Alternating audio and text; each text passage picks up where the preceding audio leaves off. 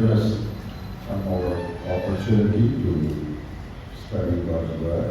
ದೇವರ ವಾಕ್ಯವನ್ನ ಅಧ್ಯಯನ ಮಾಡುವ ಹಾಗೆ ದೇವರು ಇನ್ನೊಂದು ಅವಕಾಶವನ್ನ ನಮಗೆ ಕೊಟ್ಟಿದ್ದಾನೆ. We are looking at various aspects of living a holy life.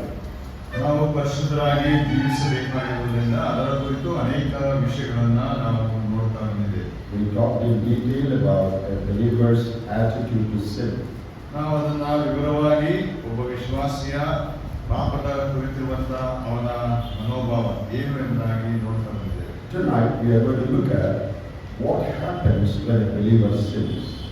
ಈ ರಾತ್ರಿ ನಾವು ಇನ್ನೊಂದು ವಿಶೇಷವಾದಂತಹ ಅಧ್ಯಯನ ಏನಂದ್ರೆ, ಒಂದು ವೇಳೆ ವಿಶ್ವಾಸ ತಪ್ಪು ಮಾಡಿದರೆ, ಪಾಪ ಮಾಡಿದರೆ ಏನಾಗುತ್ತದೆ. Now we know that our salvation is not lost. ನಮಗೆ ಆಗಲೇ ನಾವು ನೋಡ್ತಾ ಬಂದವು ಏನಂದ್ರೆ, ನಮಗೆ ಕೊಡಲ್ಪಟ್ಟಿರುವಂತ ರಕ್ಷಣೆ ನಾವು ಕಳೆದುಕೊಳ್ಳುವುದಿಲ್ಲ. We were not saved by good works, so by bad works our salvation cannot be lost. ನಾವು ಒಳ್ಳೆಯ ಕ್ರಿಯೆಗಳಿಂದ, ಪುಣ್ಯ ಕಾರ್ಯಗಳಿಂದ ರಕ್ಷಿಸಲ್ಪಟ್ಟಿಲ್ಲ. ಆದ್ದರಿಂದ ನಾವು ಮಾಡುವಂತಹ ಒಂದು ವೇಳೆ ತಪ್ಪುಗಳು, ಕೆಟ್ಟ ಕೆಲಸಗಳು ನಮ್ಮ ರಕ್ಷಣೆಯನ್ನ ತೆಗೆದುಹಾಕುವುದಿಲ್ಲ. But that doesn't mean that there is no loss. ಅಂದ್ರೆ ಅದರಲ್ಲಿ ಯಾವ ನಷ್ಟವಿಲ್ಲ ಎಂಬುದಾಗಿ ಅರ್ಥವಲ್ಲ. A believer who sins suffers a great loss. ಅಲ್ಲಿ ಪಾಪ ಮಾಡುವಂತಹ ಒಬ್ಬ ವಿಶ್ವಾಸಿ ಅವನು ತುಂಬಾ ನಷ್ಟವನ್ನು ಅನುಭವಿಸ್ತಾನೆ. Not only one or two losses, ಅದು ಒಂದೇ ಎರಡು ನಷ್ಟ ಮಾತ್ರವಲ್ಲ, several losses in several areas of life. ಅವನ ಜೀವಿತದ ಅನೇಕ ಕ್ಷೇತ್ರಗಳ ಅನೇಕ ನಷ್ಟಗಳನ್ನ ಆತನ ಅನುಭವಿಸ್ತಾನೆ. We are going to look at 12 areas where a believer suffers loss if he lives in sin. ಆತನು ಒಬ್ಬ ವಿಶ್ವಾಸಿ ಆ ರೀತಿ ಪಾಪ ಮಾಡುವುದಾದರೆ ಅವನು ತನ್ನ ಜೀವಿತದಲ್ಲಿ 12 ಕ್ಷೇತ್ರಗಳಲ್ಲಿ ಅಥವಾ 12 ಸಂಗತಿಗಳಲ್ಲಿ ಆತನು ನಷ್ಟವನ್ನು ಅನುಭವಿಸ್ತಾನೆ ಅನ್ನುವಂಥದ್ದನ್ನ ಈ ಸಂಜೆ ನೋಡೋಣ. Most of these points were listed out by C.S. Spurgeon, who is known as the Prince of Preachers. ಅನೇಕ ಅಂಶಗಳನ್ನ ದೇವರ ಸುವಾರ್ತೆಯ ಅರಸನು ಅಥವಾ ರಾಜಕುಮಾರನ ಎನಿಸಿಕೊಳ್ಳುವಂತಹ ಸ್ಪರ್ಜನ್ರವರು, C.S. ಸ್ಪರ್ಜನ್ರವರು ಅದನ್ನ ಗುರುತಿಸಿದ್ದಾರೆ. And I added a few more to it. ಅದಕ್ಕೆ ನಾನು ಕೆಲವು ಅಂಶಗಳನ್ನ ಸೇರಿಸಿದ್ದೇನೆ. So I want to present it before you, putting together all those points. ಆ ಎಲ್ಲಾ ಅಂಶಗಳನ್ನ ಒಟ್ಟು ಕೂಡಿಸಿ ನಿಮ್ಮ ಮುಂದೆ ಅದನ್ನ ಪ್ರಸ್ತಾಪಿಸಲು ಇಷ್ಟಪಡ್ತೇನೆ. Because of lack of understanding about this, ಈ ವಿಷಯಗಳಲ್ಲಿ ನಮಗೆ ಕಮ್ಮಿ ಜ್ಞಾನ ಇರುವುದರಿಂದ ಅಥವಾ ಅರ್ಥ ಮಾಡಿಕೊಳ್ಳುವುದರಿಂದ many believers suffer great loss. ಅನೇಕ ವಿಶ್ವಾಸಿಗಳು ದೊಡ್ಡ ದೊಡ್ಡ ನಷ್ಟವನ್ನ ಅವರು ಅನುಭವಿಸುವಂತರಾಗಿದ್ದಾರೆ. They take sin lightly. ಅದನ್ನ ಬಹಳ ಹಗುರವಾಗಿ ಅವರು ತೆಗೆದುಕೊಳ್ತಾರೆ. Or they say, as long as we live in this world, we cannot be perfect. ನಾವು ಎಷ್ಟರ ತನಕ ಈ ಲೋಕದಲ್ಲಿ ಜೀವಿಸ್ತೀವೋ ಅದೇ ತನಕ ನಾವು ಪರಿಪೂರ್ಣರಾಗಲಿಕ್ಕೆ ಸಾಧ್ಯವಿಲ್ಲ ಎಂದು ಹೇಳ್ತಾರೆ. Because we live in this flesh, we will fail often. ನಾವು ಈ ಶರೀರದಲ್ಲಿ ಜೀವಿಸುವುದರಿಂದ ಯಾವಾಗಲೂ ಅವಾಗ ಸೋಲುತ್ತೇವೆ. What can we do about it? ಅದರ ಕುರಿತು ನಾವೇನು ಮಾಡಲಿಕ್ಕೆ ಸಾಧ್ಯ? In any case, I will not lose my salvation. I will still go to heaven. ಏನೇ ಆಗಲಿ, ಯಾವುದೇ ಸಂಗತಿಗಳಾಗಲಿ, ನಾನಂತೂ ನನ್ನ ರಕ್ಷಣೆಯನ್ನು ಕಳ್ಕೊಳ್ಳೋದಿಲ್ಲ, ಪರಲೋಕಕ್ಕೆ ಹೋಗ್ತೇನೆ. So it doesn't matter even if I sin once in a while. ಆದ್ರಿಂದ ಎಲ್ಲೋ ಒಂದೊಂದು ಸಲ ಪಾಪ ಮಾಡಿದ್ರು ಕೂಡ ಅದೇನು ಲೆಕ್ಕಕ್ಕಿಲ್ಲ ಎನ್ನುವಂತ ಒಂದು ಭಾವನೆ. That is what many believers think. ಅದನ್ನೇ ಅನೇಕ ವಿಶ್ವಾಸಿಗಳು ಯೋಚಿಸುವಂತದ್ದು. So they are not very serious in the matter of sin. ಆದ್ರಿಂದ ಪಾಪದ ವಿಷಯದಲ್ಲಿ ವಿಶ್ವಾಸಿಗಳು ಗಂಭೀರವಾಗಿಲ್ಲ ಪ್ರಿಯರೇ. When some sins occur, they take it lightly. ಅವರ ಜೀವಿತದಲ್ಲಿ ಪಾಪಗಳು ಬರುವಾಗ ಅದನ್ನ ಬಹಳ ಹಗುರವಾಗಿ ಪರಿಗಣಿಸ್ತಾರೆ. But what does the word of God teach about it? ಆದರೆ ದೇವರ ವಾಕ್ಯ ನಮಗೆ ಏನು ಕಲಿಸಿಕೊಡ್ತದೆ? What actually happens when a believer sins? ಒಬ್ಬ ವಿಶ್ವಾಸಿ ಪಾಪ ಮಾಡುವಾಗ ನಿಜವಾಗಿಯೂ ಏನಾಗ್ತದೆ?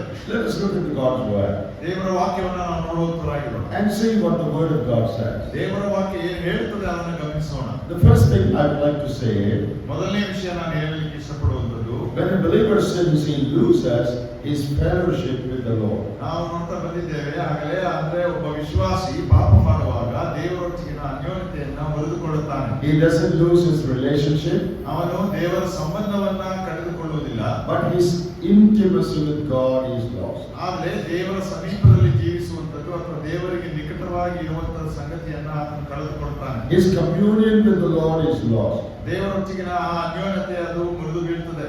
So he loses the sense of God's love. ಆದ್ರಿಂದ ಆ ದೇವರ ಪ್ರೀತಿಯ ಒಂದು ಸಂಗತಿಗಳನ್ನ ಆತನು ಕಳೆದುಕೊಳ್ತಾನೆ. He loses the sense of God's presence with him. ಆ ದೇವರ ಪ್ರಸನ್ನತೆ ನನ್ನ ಜೊತೆ ಇದೆ ಅನ್ನುವಂತ ಒಂದು ವಿಷಯವನ್ನ ಗಮನವನ್ನ ಆತನು ನಷ್ಟಪಡಿಸಿಕೊಳ್ತಾನೆ. So sin breaks his fellowship with God. ಆದುದರಿಂದ ಪಾಪ ಅನ್ನುವಂಥದ್ದು ದೇವರೊಟ್ಟಿಗಿನ ಅನ್ಯೋನ್ಯತೆಯನ್ನು ಮುರಿಯುತ್ತದೆ. Even when we fall into sin, ಆದರೂ ಕೂಡ ನಾವು ಪಾಪದಲ್ಲಿ ಬೀಳುವಾಗ God loves us just the same. ಆ ಪಾಪದಲ್ಲಿ ಬಿದ್ದಾಗಲೂ ಕೂಡ ದೇವರ ಪ್ರೀತಿ ಅದೇ ರೀತಿಯಲ್ಲಿ ಇರುವಂತದ್ದಾಗಿದೆ. God's love does not increase or decrease. ದೇವರ ಪ್ರೀತಿ ಅದು ಹೆಚ್ಚು ಆಗುವುದಿಲ್ಲ ಅಥವಾ ಕಮ್ಮಿನೂ ಆಗುವುದಿಲ್ಲ. His love is constant. ಅದು ಯಾವಾಗಲೂ ನಿರಂತರವಾಗಿ ಒಂದೇ ಸ್ಥಿತಿಯಲ್ಲಿ ಇರುವಂತದ್ದಾಗಿರ್ತದೆ. When you live well and when you don't live well, God loves you the same. ಒಂದೇ ಒಳ್ಳೆ ಭಕ್ತರಾಗಿ ಜೀವಿಸಿ ಅಥವಾ ಚೆನ್ನಾಗಿ ಇಲ್ಲದೆ ಇರುವಂತೆಯೂ ಜೀವಿಸಿ ದೇವರ ಪ್ರೀತಿ ಅದೇ ಮಾದರಿಯಲ್ಲಿ ನಮ್ಮ ಮೇಲೆ ಇರುತ್ತದೆ. But you will not be able to experience God's love if you don't walk in intimate fellowship with Him. ನಾವು ವೈಯಕ್ತಿಕವಾಗಿ ಆತನೊಂದಿಗೆ ಅನ್ಯೋನ್ಯತೆಯಲ್ಲಿ ನಡೆಯದೇ ಹೋದರೆ ನಾವು ಆ ಪ್ರೀತಿಯ ಅನುಭವವನ್ನ ಪಡ್ಕೊಳ್ಳಿಕ್ಕೆ ಆಗುವುದಿಲ್ಲ. God's love doesn't change. God's love doesn't change. ದೇವರ ಪ್ರೀತಿ ಎಂದಿಗೂ ಬದಲಾಗುವುದಿಲ್ಲ. But you're appropriating or experiencing God's love changes. ಆ ಪ್ರೀತಿಯನ್ನ ನಾವು ಯಾವ ರೀತಿ ವಿನಿಯೋಗಿಸಿಕೊಳ್ಳುತ್ತೇವೆ ಅಥವಾ ನಾವು ಯಾವ ರೀತಿ ಅದನ್ನು ಅನುಭವಿಸ್ತೇವೆ ಅದು ಬದಲಾಗ್ತದೆ. You will not be able to enjoy the presence of God. ನಾವು ದೇವರ ಪ್ರಸನ್ನತೆಯನ್ನ ಆನಂದಿಸಲಿಕ್ಕೆ ಸಾಧ್ಯವಾಗುವುದಿಲ್ಲ. Because when you sin, ಯಾಕಂದ್ರೆ ಪಾಪ ಮಾಡುವಾಗ you become guilty in your heart. ನಮ್ಮಲ್ಲಿ ಆ ತಪ್ಪು ಭಾವನೆಗಳು ಇರ್ತದೆ. And you know that things are not right between you and God. ನಮಗೆ ಗೊತ್ತಾಗ್ತದೆ ದೇವರೊಟ್ಟಿಗೆ ನಾವು ಸರಿಯಾಗಿ ಇಲ್ಲ ಎಂಬುದಾಗಿ. So though God loves you, you are not able to experience it. ದೇವರು ಆ ಸಮಯದಲ್ಲಿಯೂ ಪ್ರೀತಿ ಮಾಡುತ್ತಾ ಇದ್ದರೂ ಕೂಡ ನಾವು ಅದನ್ನ ಅನುಭವಿಸಲಿಕ್ಕಾಗಲ್ಲ. It is true God is with you, but you are not able to experience the sense of His presence. ಅದು ಸತ್ಯವಾದ ಮಾತು. ಏನಂದ್ರೆ ದೇವರು ನಮ್ಮೊಟ್ಟಿಗೆ ಇದ್ದಾನೆ, ಆದರೆ ಆ ಪ್ರಸನ್ನತೆಯನ್ನ ನಾವು ಅನುಭವಿಸಲಿಕ್ಕೆ ಆಗುವುದಿಲ್ಲ. That is a great loss. ಅದು ಒಂದು ದೊಡ್ಡ ನಷ್ಟವಾಗಿದೆ. Loss of fellowship with the Lord. ದೇವರೊಟ್ಟಿಗಿರುವ ಅನ್ಯೋನ್ಯತೆಯ ಒಂದು ನಷ್ಟ. Now think of a boy who has done something against his father.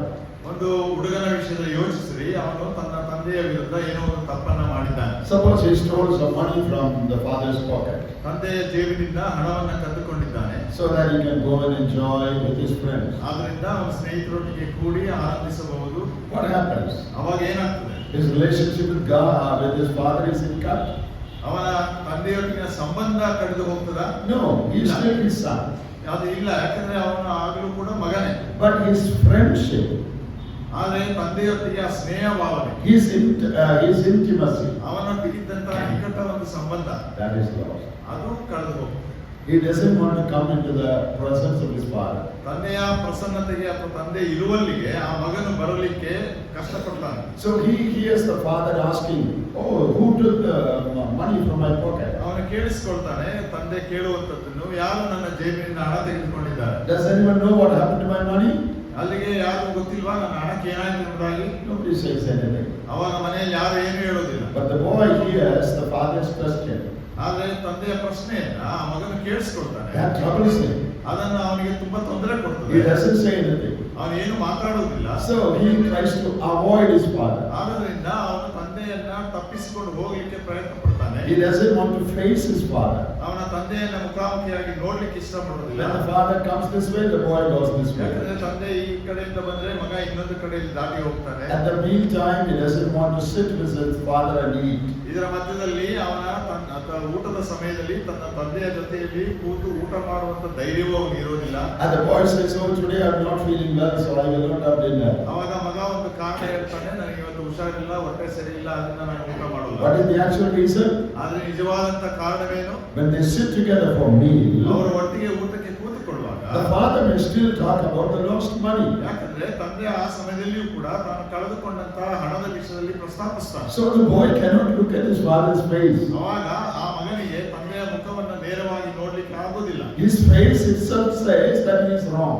ಅವನ ಮುಖಭಾವವೇ ಹೇಳ್ತದೆ ಏನಂದ್ರೆ ಆ ಮಗನು ತಪ್ಪು ಮಾಡಿದ್ದಾನೆ. He is in discomfort. ಅವನಿಗೆ ಏನೋ ಒಂದು ಸರಿಯಾದ ರೀತಿಯ ಒಂದು ಸಂಗತಿಗಳನ್ನ ಮನಸ್ಸಿನಲ್ಲಿ ಇರೋದಿಲ್ಲ. Father's love does not change. ದೇವರ ತಂದೆಯ ಪ್ರೀತಿ ಬದಲಾಗುವುದಿಲ್ಲ. But this boy's sense of his love, it is disturbed. ಆದ್ರೆ ಮಗನಿಗೆ ಆ ತಂದೆಯ ಪ್ರೀತಿಯ ಒಂದು ಅನುಭವ ಅದು ಗಲಿಬಿಲಿಗೊಳ್ಳುತ್ತದೆ. That is what happens when we sin against our Heavenly Father. ನಾವು ಕೂಡ ಅದೇ ರೀತಿ ಪರಲೋಕದ ತಂದೆಯ ವಿರುದ್ಧ ಪಾಪ ಮಾಡುವಾಗ ಅದೇ ಅನುಭವ ಉಂಟಾಗುವುದಾಗಿದೆ. Now, what is the solution to this problem?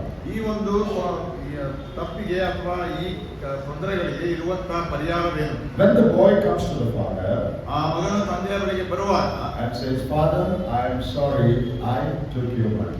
ತಂದೆ, ನನ್ನನ್ನು ಕ್ಷಮಿಸು, ನಾನು ನಿನ್ನ ಜೇಬಿನಿಂದ ಹಣವನ್ನು ತೆಗೆದುಕೊಂಡಿದ್ದೆ, Please forgive me. ನನ್ನನ್ನು ದಯವಿಟ್ಟು ಕ್ಷಮಿಸು, I am the one who took the money.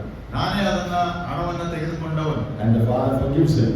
ತಂದೆ ಅವನನ್ನು ಕ್ಷಮಿಸ್ತಾನೆ. Then his friendship with his son is restored. ಅವಾಗ ಅದೇನಾಗ್ತದೆ ಅಂದ್ರೆ ತಂದೆಯೊಟ್ಟಿಗಿನ ಅವನ ಸ್ನೇಹ ಭಾವನೆ ಮತ್ತೆ ಪುನಃಸ್ಥಾಪಿಸ. Now he is happy to eat with his father. ಅವಾಗ ತನ್ನ ತಂದೆಯನ್ನ ಆತನು ಸೇರಿಕೊಳ್ಳಲು ಇಷ್ಟಪಡ್ತಾನೆ. When we confess our sins, ನಾವು ನಮ್ಮ ಪಾಪಗಳನ್ನು ಒಪ್ಪಿಕೊಳ್ಳುವಾಗ 1 John 1:9, ನಾವು ಮೊದಲನೇ ಯೋಹಾನ 1:9 ನೋಡಿದಾಗೆ then God forgives your sin.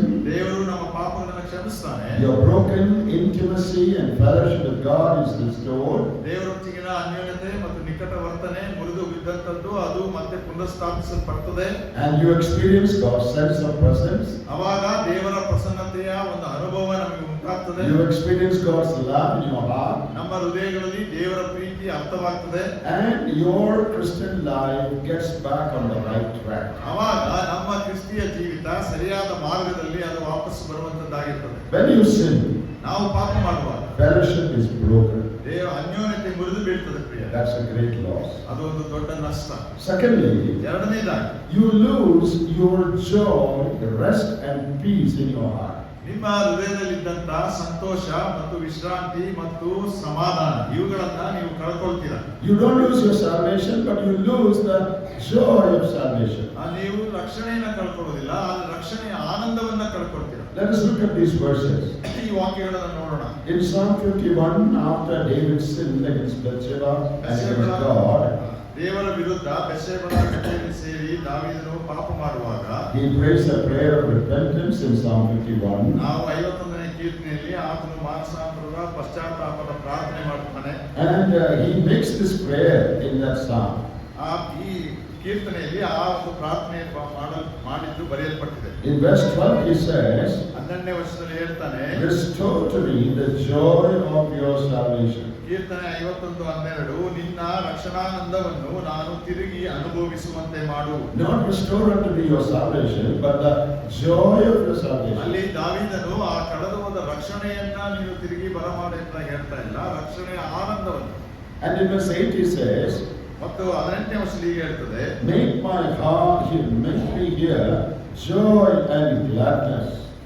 8ನೇ ವಚನ 51ನೇ ಕೀರ್ತನೆ 8ನೇ ವಚನ, ನನ್ನಲ್ಲಿ ಸಂಭ್ರಮೋತ್ಸವದ ಧ್ವನಿ ಉಂಟಾಗುವಂತೆ ಮಾಡು. Oh, return my joy. ನನ್ನ ಸಂತೋಷವನ್ನ ಹಿಂದಿರುಗಿಸು. Help me to rejoice in you. ನಾನು ನಿನ್ನಲ್ಲಿ ಆನಂದಿಸುವ ಹಾಗೆ ಸಹಾಯ ಮಾಡು. Restore to me the joy of salvation. ಆ ರಕ್ಷಣೆಯ ಆನಂದವನ್ನ ತಿರುಗಿ ಅನುಭವಿಸುವಂತೆ ಮಾಡು. In Psalm 32, ಕೀರ್ತನೆ 32, there also psalmist says something like this. ಅಲ್ಲೂ ಕೂಡ ದಾವೀದನು ಆ ಕೀರ್ತನೆಯಲ್ಲಿ ಈ ರೀತಿ ಹೇಳ್ತಾನೆ. In verse 3 he says, 3ನೇ ವಚನದಲ್ಲಿ, you know, this is after David sinned. ದಾವೀದನು ಪಾಪ ಮಾಡಿದ ನಂತರ ರಚಿಸಿದ ಪದ್ಯ. When I kept silent, my bones grew old through my groaning all the day long. ನಾನು ನನ್ನ ಪಾಪವನ್ನು ಅರಿಕೆ ಮಾಡದೆ ಇದ್ದಾಗ ದಿನವೆಲ್ಲ ನರಳುವುದರಿಂದ ನನ್ನ ಎಲುಬುಗಳು ಸವೆದು ಹೋಗುತ್ತಿದ್ದವು. And in verse 4 he says, 4ನೇ ವಚನ ಹೇಳ್ತಾನೆ, your hand was heavy upon me. ಹಗಲಿರುಳು ನಿನ್ನ ಶಿಕ್ಷಾಹಸ್ತವು ನನ್ನ ಮೇಲೆ ಭಾರವಾಗಿತ್ತು. See, he lost his joy.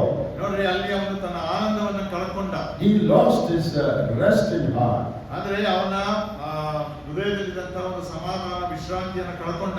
In Psalm 45 and verse 7, ನಾವು 45ನೇ ಕೀರ್ತನೆ 7ನೇ ವಚನ, there we read that where sin is there, joy is absent. ಅಲ್ಲಿ ನಾವು ಓದ್ತೇವೆ, ನೀನು ಧರ್ಮವನ್ನು ಪ್ರೀತಿಸಿದ್ದಿ, ಅಧರ್ಮವನ್ನು ದ್ವೇಷಿಸಿದ್ದಿ.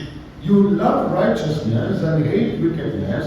Therefore, God your God has anointed you with the oil of gladness more than your companion. ನೀನು ಧರ್ಮವನ್ನು ಪ್ರೀತಿಸಿದ್ದಿ, ಅಧರ್ಮವನ್ನು ದ್ವೇಷಿಸಿದ್ದಿ. ಆದುದರಿಂದ ದೇವರು ನಿನ್ನ ದೇವರೇ ನಿನ್ನನ್ನು ನಿನ್ನ ಜೊತೆಗಾರರಿಗಿಂತ ಉನ್ನತ ಸ್ಥಾನಕ್ಕೆ ಏರಿಸಿ ಪರಮಾನಂದ ತೈಲದಿಂದ ಅಭಿಷೇಕಿಸಿದ್ದಾನೆ. When you love righteousness, ನೀವು ಆ ನೀತಿಯನ್ನ ಪ್ರೀತಿಸುವಾಗ and hate sin, ಅದನ್ನ ಪಾಪವನ್ನ ಏಸುವಾಗ God gives you gladness.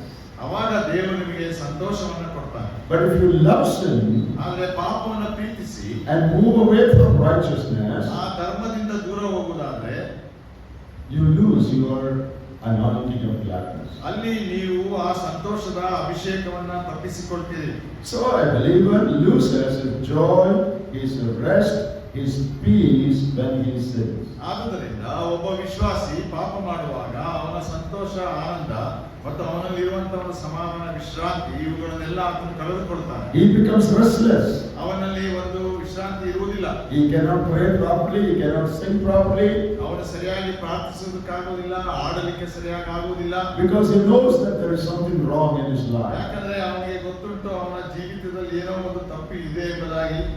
And the third loss that he suffers, ಮೂರನೇ ಒಂದು ನಷ್ಟ ಅನುಭವಿಸುವಂತದ್ದು, he can lose his physical health. ಅವನು ತನ್ನ ಶಾರೀರಿಕ ಆರೋಗ್ಯವನ್ನ ಕಳಕೊಳ್ಳುವಂತ ಸಾಧ್ಯತೆ ಉಂಟು. And he can lose his energy and vitality.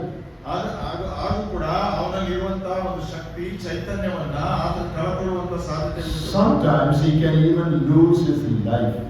ಕೆಲವು ಸಮಯದಲ್ಲಿ ತನ್ನ ಜೀವವನ್ನೇ ಕಳಕೊಳ್ಳುವಂತಹ ಸಾಧ್ಯತೆ ಇದೆ. You lose your physical health when you live in sin. ನೀವು ಪಾಪದಲ್ಲಿ ಜೀವಿಸುವಾಗ ಆ ರೀತಿಯಾಗಿ ಶಾರೀರಿಕ ಆರೋಗ್ಯವನ್ನ ಕಳ್ಕೊಳ್ಳುತ್ತೀರಿ. What goes on in your mind affects your body.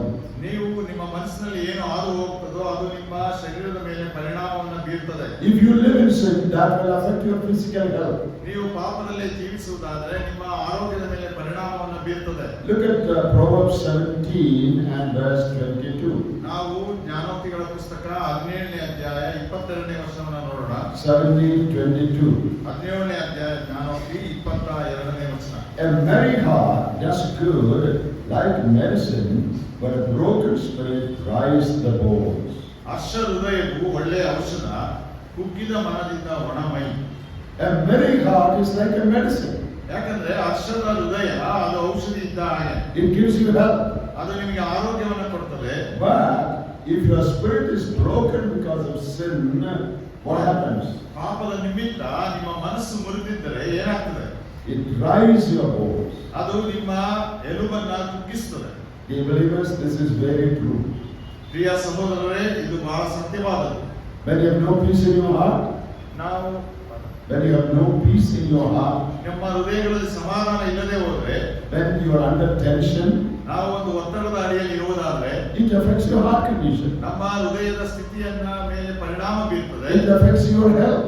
ನಮ್ಮ ಆರೋಗ್ಯದ ಮೇಲೆ ಪರಿಣಾಮ ಬೀರ್ತದೆ. And it affects your energy. ಅದು ನಮ್ಮ ಶಕ್ತಿ ಮೇಲೆ ಪರಿಣಾಮವನ್ನು ಬೀರ್ತದೆ. You are not able to have vitality. ನಮ್ಮಲ್ಲಿ ಒಂದು ಚೈತನ್ಯವಿಲ್ಲದಂತಹ ಜೀವಿತ. And sometimes even your life is in danger. ಕೆಲವು ಸಲ ನಮ್ಮ ಜೀವವೇ ಅಪಾಯದಲ್ಲಿರುವಂತಹ ಸ್ಥಿತಿ. Look at Proverbs 14 and verse 30. ನಾವು ಅದೇ ಜ್ಞಾನೋಕ್ತಿ 14ನೇ ಅಧ್ಯಾಯ 3ನೇ ವಚನವನ್ನು ನೋಡೋಣ. Chapter 14 and verse 30. 14ನೇ ಅಧ್ಯಾಯ 30ನೇ ವಚನ. 30. 30ನೇ ವಚನ. What do you read there? ಅಲ್ಲಿ ಏನು ಓದ್ತೇವೆ? See the impact of sin on your body. ಅಲ್ಲಿ ಒಂದು ಪಾಪದ ಪರಿಣಾಮ ನಮ್ಮ ದೇಹದ ಮೇಲೆ ಹೇಗಾಗ್ತದೆ ನೋಡ್ರಿ.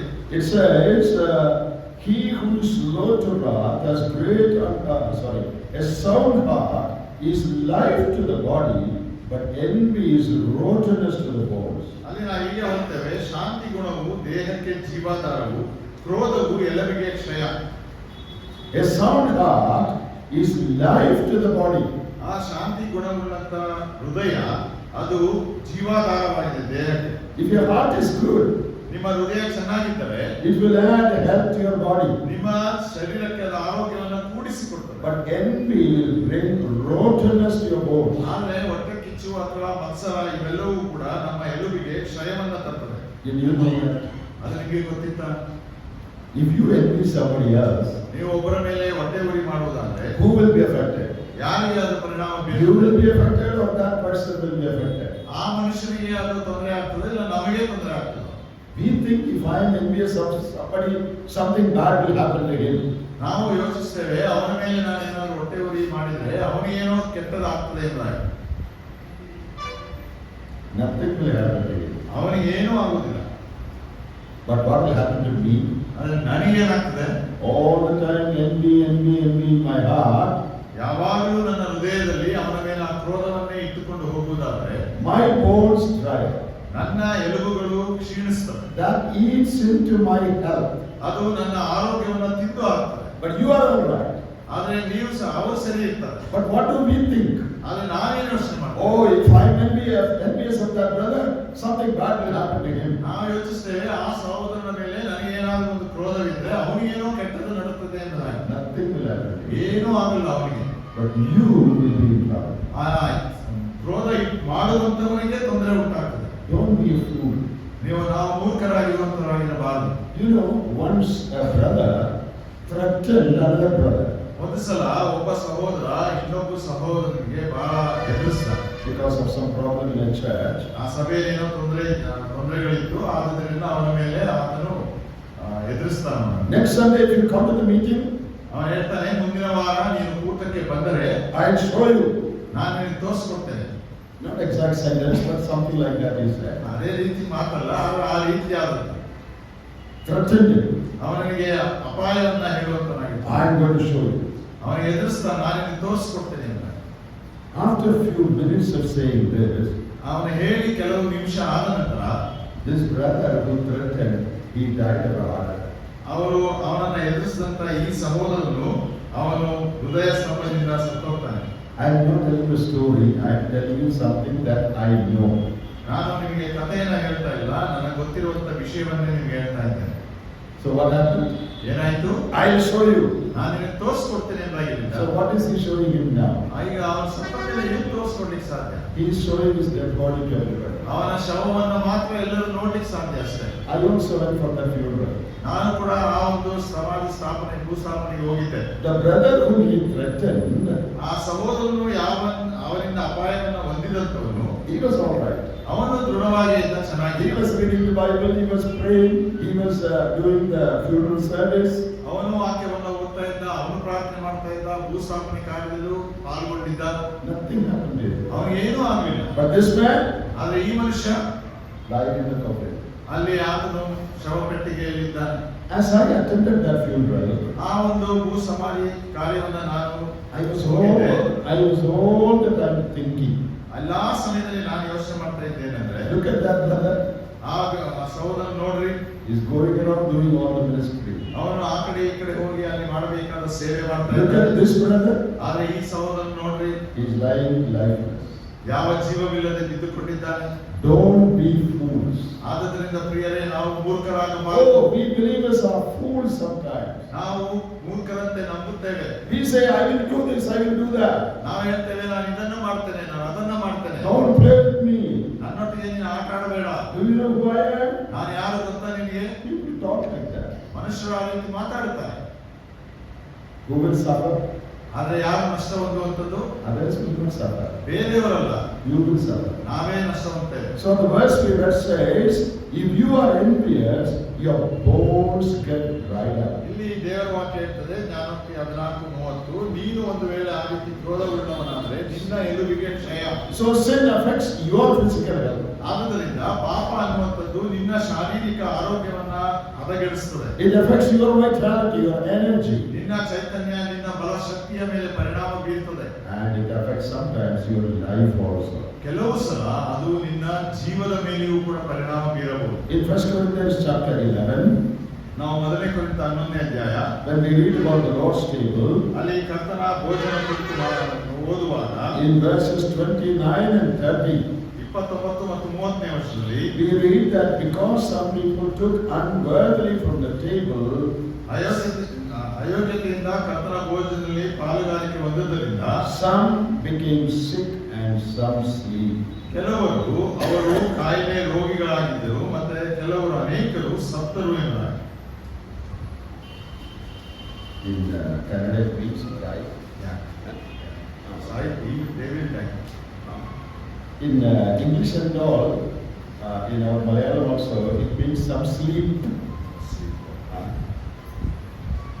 ಮಲಯಾಳ ಮತ್ತು ಇಂಗ್ಲಿಷ್ ಭಾಷೆಗಳಲ್ಲಿ ಕೆಲವೊಂದು ಅವರು ನಿದ್ರೆ ಹೋದರು ಎಂಬುದಾಗಿ. It is not about sleeping in the meeting. ಅಂದ್ರೆ ಊಟಗಳಲ್ಲಿ ನಿದ್ರೆ ಮಾಡೋದಲ್ಲ. It is talking about dying as it is in Kannada. ಅಂದ್ರೆ ಕನ್ನಡದಲ್ಲಿರುವ ಹಾಗೆ ಸಾವಿನ ವಿಷಯದಲ್ಲಿ ವಿಶ್ವಾಸಿಗಳ ಮರಣಕ್ಕೆ ನಿದ್ರೆ ಹೋಗುತ್ತಾರೆ ಅನ್ನೋದು. When a person continues in sin ಒಬ್ಬ ಮನುಷ್ಯನು ಒಬ್ಬ ವಿಶ್ವಾಸಿ ಪಾಪದಲ್ಲೇ ಮುಂದುವರಿಯುತ್ತಾ ಹೋಗುವಾಗ and doesn't repent and confess and turn back, ಅವನು ಅದಕ್ಕಾಗಿ ಪಶ್ಚಾತ್ತಾಪ ಪಡದೆ ಅದನ್ನು ಅರಿಕೆ ಮಾಡದೆ ದೇವರ ಕಡೆಗೆ ತಿರುಗಿಕೊಳ್ಳದೆ ಹೋದರೆ God may see it fit to take his life.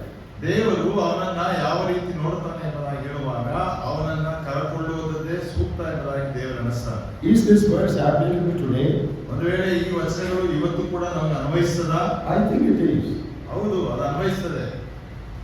What is taking part on the table unworthily?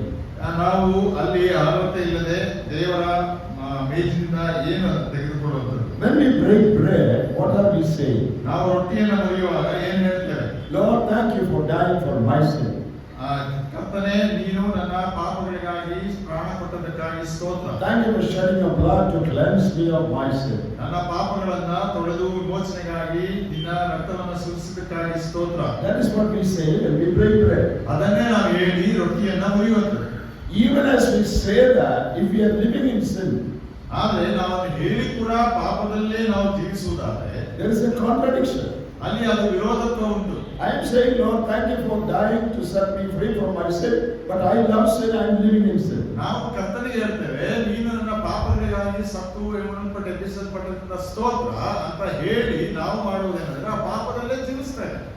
That is contradictory. ಅದು ಒಂದಕ್ಕೊಂದು ವಿರೋಧವಾಗಿದೆ. If a person continues like that, ಒಬ್ಬನು ಆ ರೀತಿಯಾಗಿ ಮುಂದುವರಿದರೆ the Lord may see fit to change, to stop, put an end to his earthly life.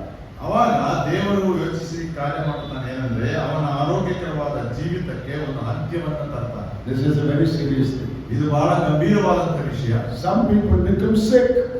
ಕೆಲವರು ರೋಗಿಗಳಾಗ್ತಾರೆ. Some people die. ಕೆಲವರು ಸಾಯುತ್ತಾರೆ. Now we are not to judge anyone. ನಾವು ಯಾರನ್ನು ತೀರ್ಪು ಮಾಡಲಿಕ್ಕಾಗಿಲ್ಲ. We are not to say, oh, that man became sick because he sinned. ನಾವು ಒಬ್ಬ ಸಹೋದರನು ರೋಗಿಯಾಗಿರುವಾಗ ಅವನು ಪಾಪ ಮಾಡಿದ್ದಾನೆ ಅದಕ್ಕಾಗಿ ರೋಗ ಬಂತು ಎಂಬುದಾಗಿ ನಾವು ಹೇಳಲಿಕ್ಕಾಗಲ್ಲ. Or because he is died because he sinned. ಒಂದು ವೇಳೆ ಅವನು ಮರಣ ಹೊಂದಿದಾಗ ಅವನು ಪಾಪ ಮಾಡಿದ್ರಿಂದ ಸತ್ತು ಹೋದ ಎಂಬುದಾಗಿ ನಾವು We ಹೇಳಬಾರದು. need not judge anyone. ನಾವು ಯಾರನ್ನು ಕೂಡ ತೀರ್ಪು ಮಾಡಲಿಕ್ಕಾಗಲ್ಲ. But it is something between him and God.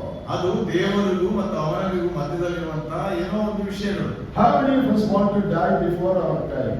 ನಮಗೆ ಕೊಡಲ್ಪಟ್ಟಿರುವ ನಿಗದಿ ಮಾಡಿರುವ ಸಮಯಕ್ಕಿಂತ ಮೊದಲೇ ಸಾಯಲಿಕ್ಕೆ ಎಷ್ಟು ಜನ ನಾವು ಸಿದ್ಧರಿದ್ದೇವೆ? How many of you want to die early? ಬೇಗ ಸಾಯಲಿಕ್ಕೆ ಎಷ್ಟು ಜನ ಸಿದ್ಧರಿದ್ದೇವೆ? Nobody wants to die early. ಯಾರು ಕೂಡ ಇಷ್ಟಪಡೋದು. Then you live a good life. ಅವಾಗ ನೀವು ಒಳ್ಳೆ ಜೀವಿತವನ್ನು ಜೀವಿಸಿ. If you don't live a good life, ನೀವು ಒಳ್ಳೆ ಜೀವಿತವನ್ನು ಜೀವಿಸದೆ ಹೋದ್ರೆ you may die early. ನೀವು ಬಹಳ ಬೇಗ ಸಾಯಬಹುದು. Now, I am not saying all sickness is a result of our personal sin. No. ನಾನು ವೈಯಕ್ತಿಕವಾದ ಪಾಪಗಳ ಕುರಿತು ನಡೆಯುವಂತ ಘಟನೆಗಳನ್ನೆಲ್ಲ ಒಂದೊಂದಾಗಿ ಹೇಳ್ತಾ ಇಲ್ಲ. I am not saying that all sickness that comes to us is a result of our personal sin. ನಮಗೆ ಬರುವಂತ ಎಲ್ಲ ರೋಗಗಳು ಅದು ನಮ್ಮ ವೈಯಕ್ತಿಕ ಪಾಪದ ನಿಮಿತ್ತ ಎಂಬುದಾಗಿ ಕೂಡ ನಾನು ಹೇಳ್ತಾ ಇಲ್ಲ. But some sickness and some death is caused by sin in the lives of some believers. ಆದರೆ ಕೆಲವು ವಿಶ್ವಾಸಿಗಳಲ್ಲಿ ಕೆಲವು ರೋಗಗಳು ಕೆಲವರು ಸಾಯುವಂತದ್ದು ಅವರಲ್ಲಿ ಇದ್ದಂತ ಪಾಪದ ನಿಮಿತ್ತವೇ ಆಗಿರ್ತದೆ. Sin takes away your health. ಪಾಪ ನಿಮ್ಮ ಆರೋಗ್ಯವನ್ನು ತೆಗೆದುಕೊಳ್ತದೆ. It takes away your vitality, your energy. ನಿಮ್ಮ ಬಲ, ಶಕ್ತಿ ಮತ್ತು ಚೈತನ್ಯವನ್ನ ಅದು ಕಮ್ಮಿ ಮಾಡ್ತದೆ. And sometimes sin takes away your life. ಕೆಲವು ಸಲ ನಿಮ್ಮ ಜೀವವನ್ನೇ ಅದು ತೆಗೆಯುತ್ತದೆ ಪಾಪ. The fourth result of sin. ನಾಲ್ಕನೇ ಒಂದು ಫಲಿತಾಂಶ ಪಾಪದ ನಿಮಿತ್ತ Loss of spiritual power and fruit bearing capacity. ನಾವು ಫಲವನ್ನ ಕೊಡುವಂತ ಒಂದು ಸಾಮರ್ಥ್ಯ ಹಾಗೂ ಆತ್ಮಿಕ ಶಕ್ತಿಯನ್ನ ಕಳಕೊಳ್ಳುವಂಥದ್ದು. We lose our spiritual strength. ನಮ್ಮ ಆತ್ಮಿಕ ಶಕ್ತಿ ಸಾಮರ್ಥ್ಯವನ್ನ ನಾವು ಕಳ್ಕೊಳ್ತೇವೆ. We lose our production capacity.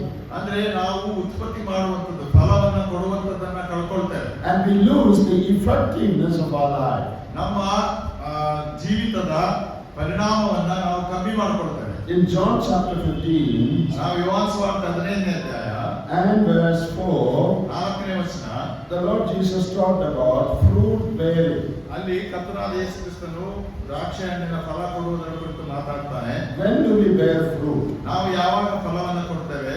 Abide in me, John 15:4, and I in you, as the branch cannot bear fruit of itself unless it abides in the vine, neither can you unless you abide in me. 15ನೇ ಅಧ್ಯಾಯ ಯೋಹಾನ ಸುವಾರ್ತೆ 4ನೇ ವಚನ, ನೀವು ನನ್ನಲ್ಲಿ ನೆಲೆಗೊಂಡಿರ್ರಿ, ನಾನು ನಿಮ್ಮಲ್ಲಿ ನೆಲೆಗೊಂಡಿರುವೆನು.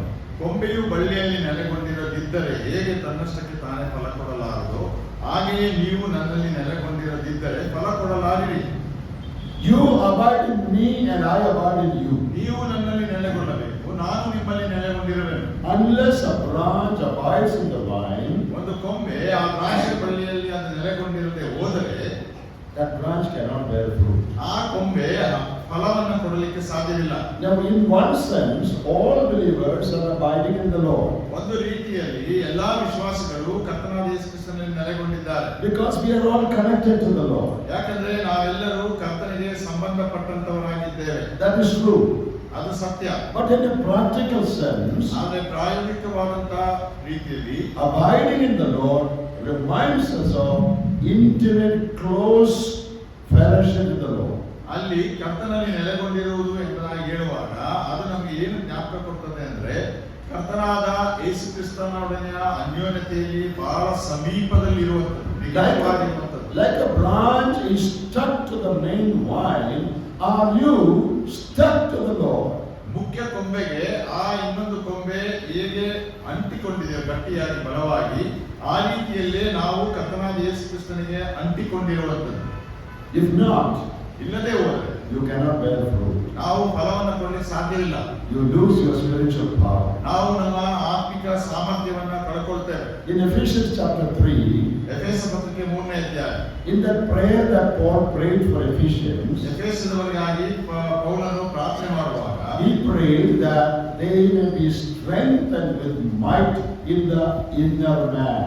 ಅವರ ಒಳಗಿನ ಮನುಷ್ಯನಲ್ಲಿ ಒಂದು ಸಾಮರ್ಥ್ಯ ಮತ್ತು ಬಲದೊಡನೆ ಅವರು ಇರಲಿ ಎಂಬುದಾಗಿ ಪ್ರಾರ್ಥಿಸಿದರು. Strength in the inner man. ಆ ಒಂದು ಆಂತರ್ಯದಲ್ಲಿರುವಂತಹ ಮನುಷ್ಯನಲ್ಲಿ ಒಂದು ಬಲ.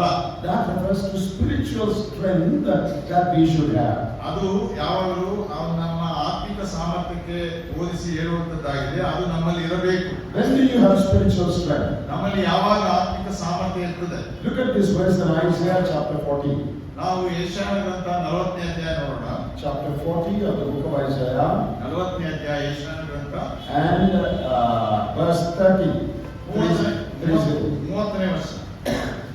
They that wait upon the Lord, verse 31, those who wait on the Lord shall renew their strength. 31ನೇ ವಚನ 40ನೇ ಅಧ್ಯಾಯ ಯೆಶಾಯ, ಯೆಹೋವನನ್ನು ನಿರೀಕ್ಷಿಸುವವರು ಹೊಸ ಬಲವನ್ನು ಹೊಂದುವರು.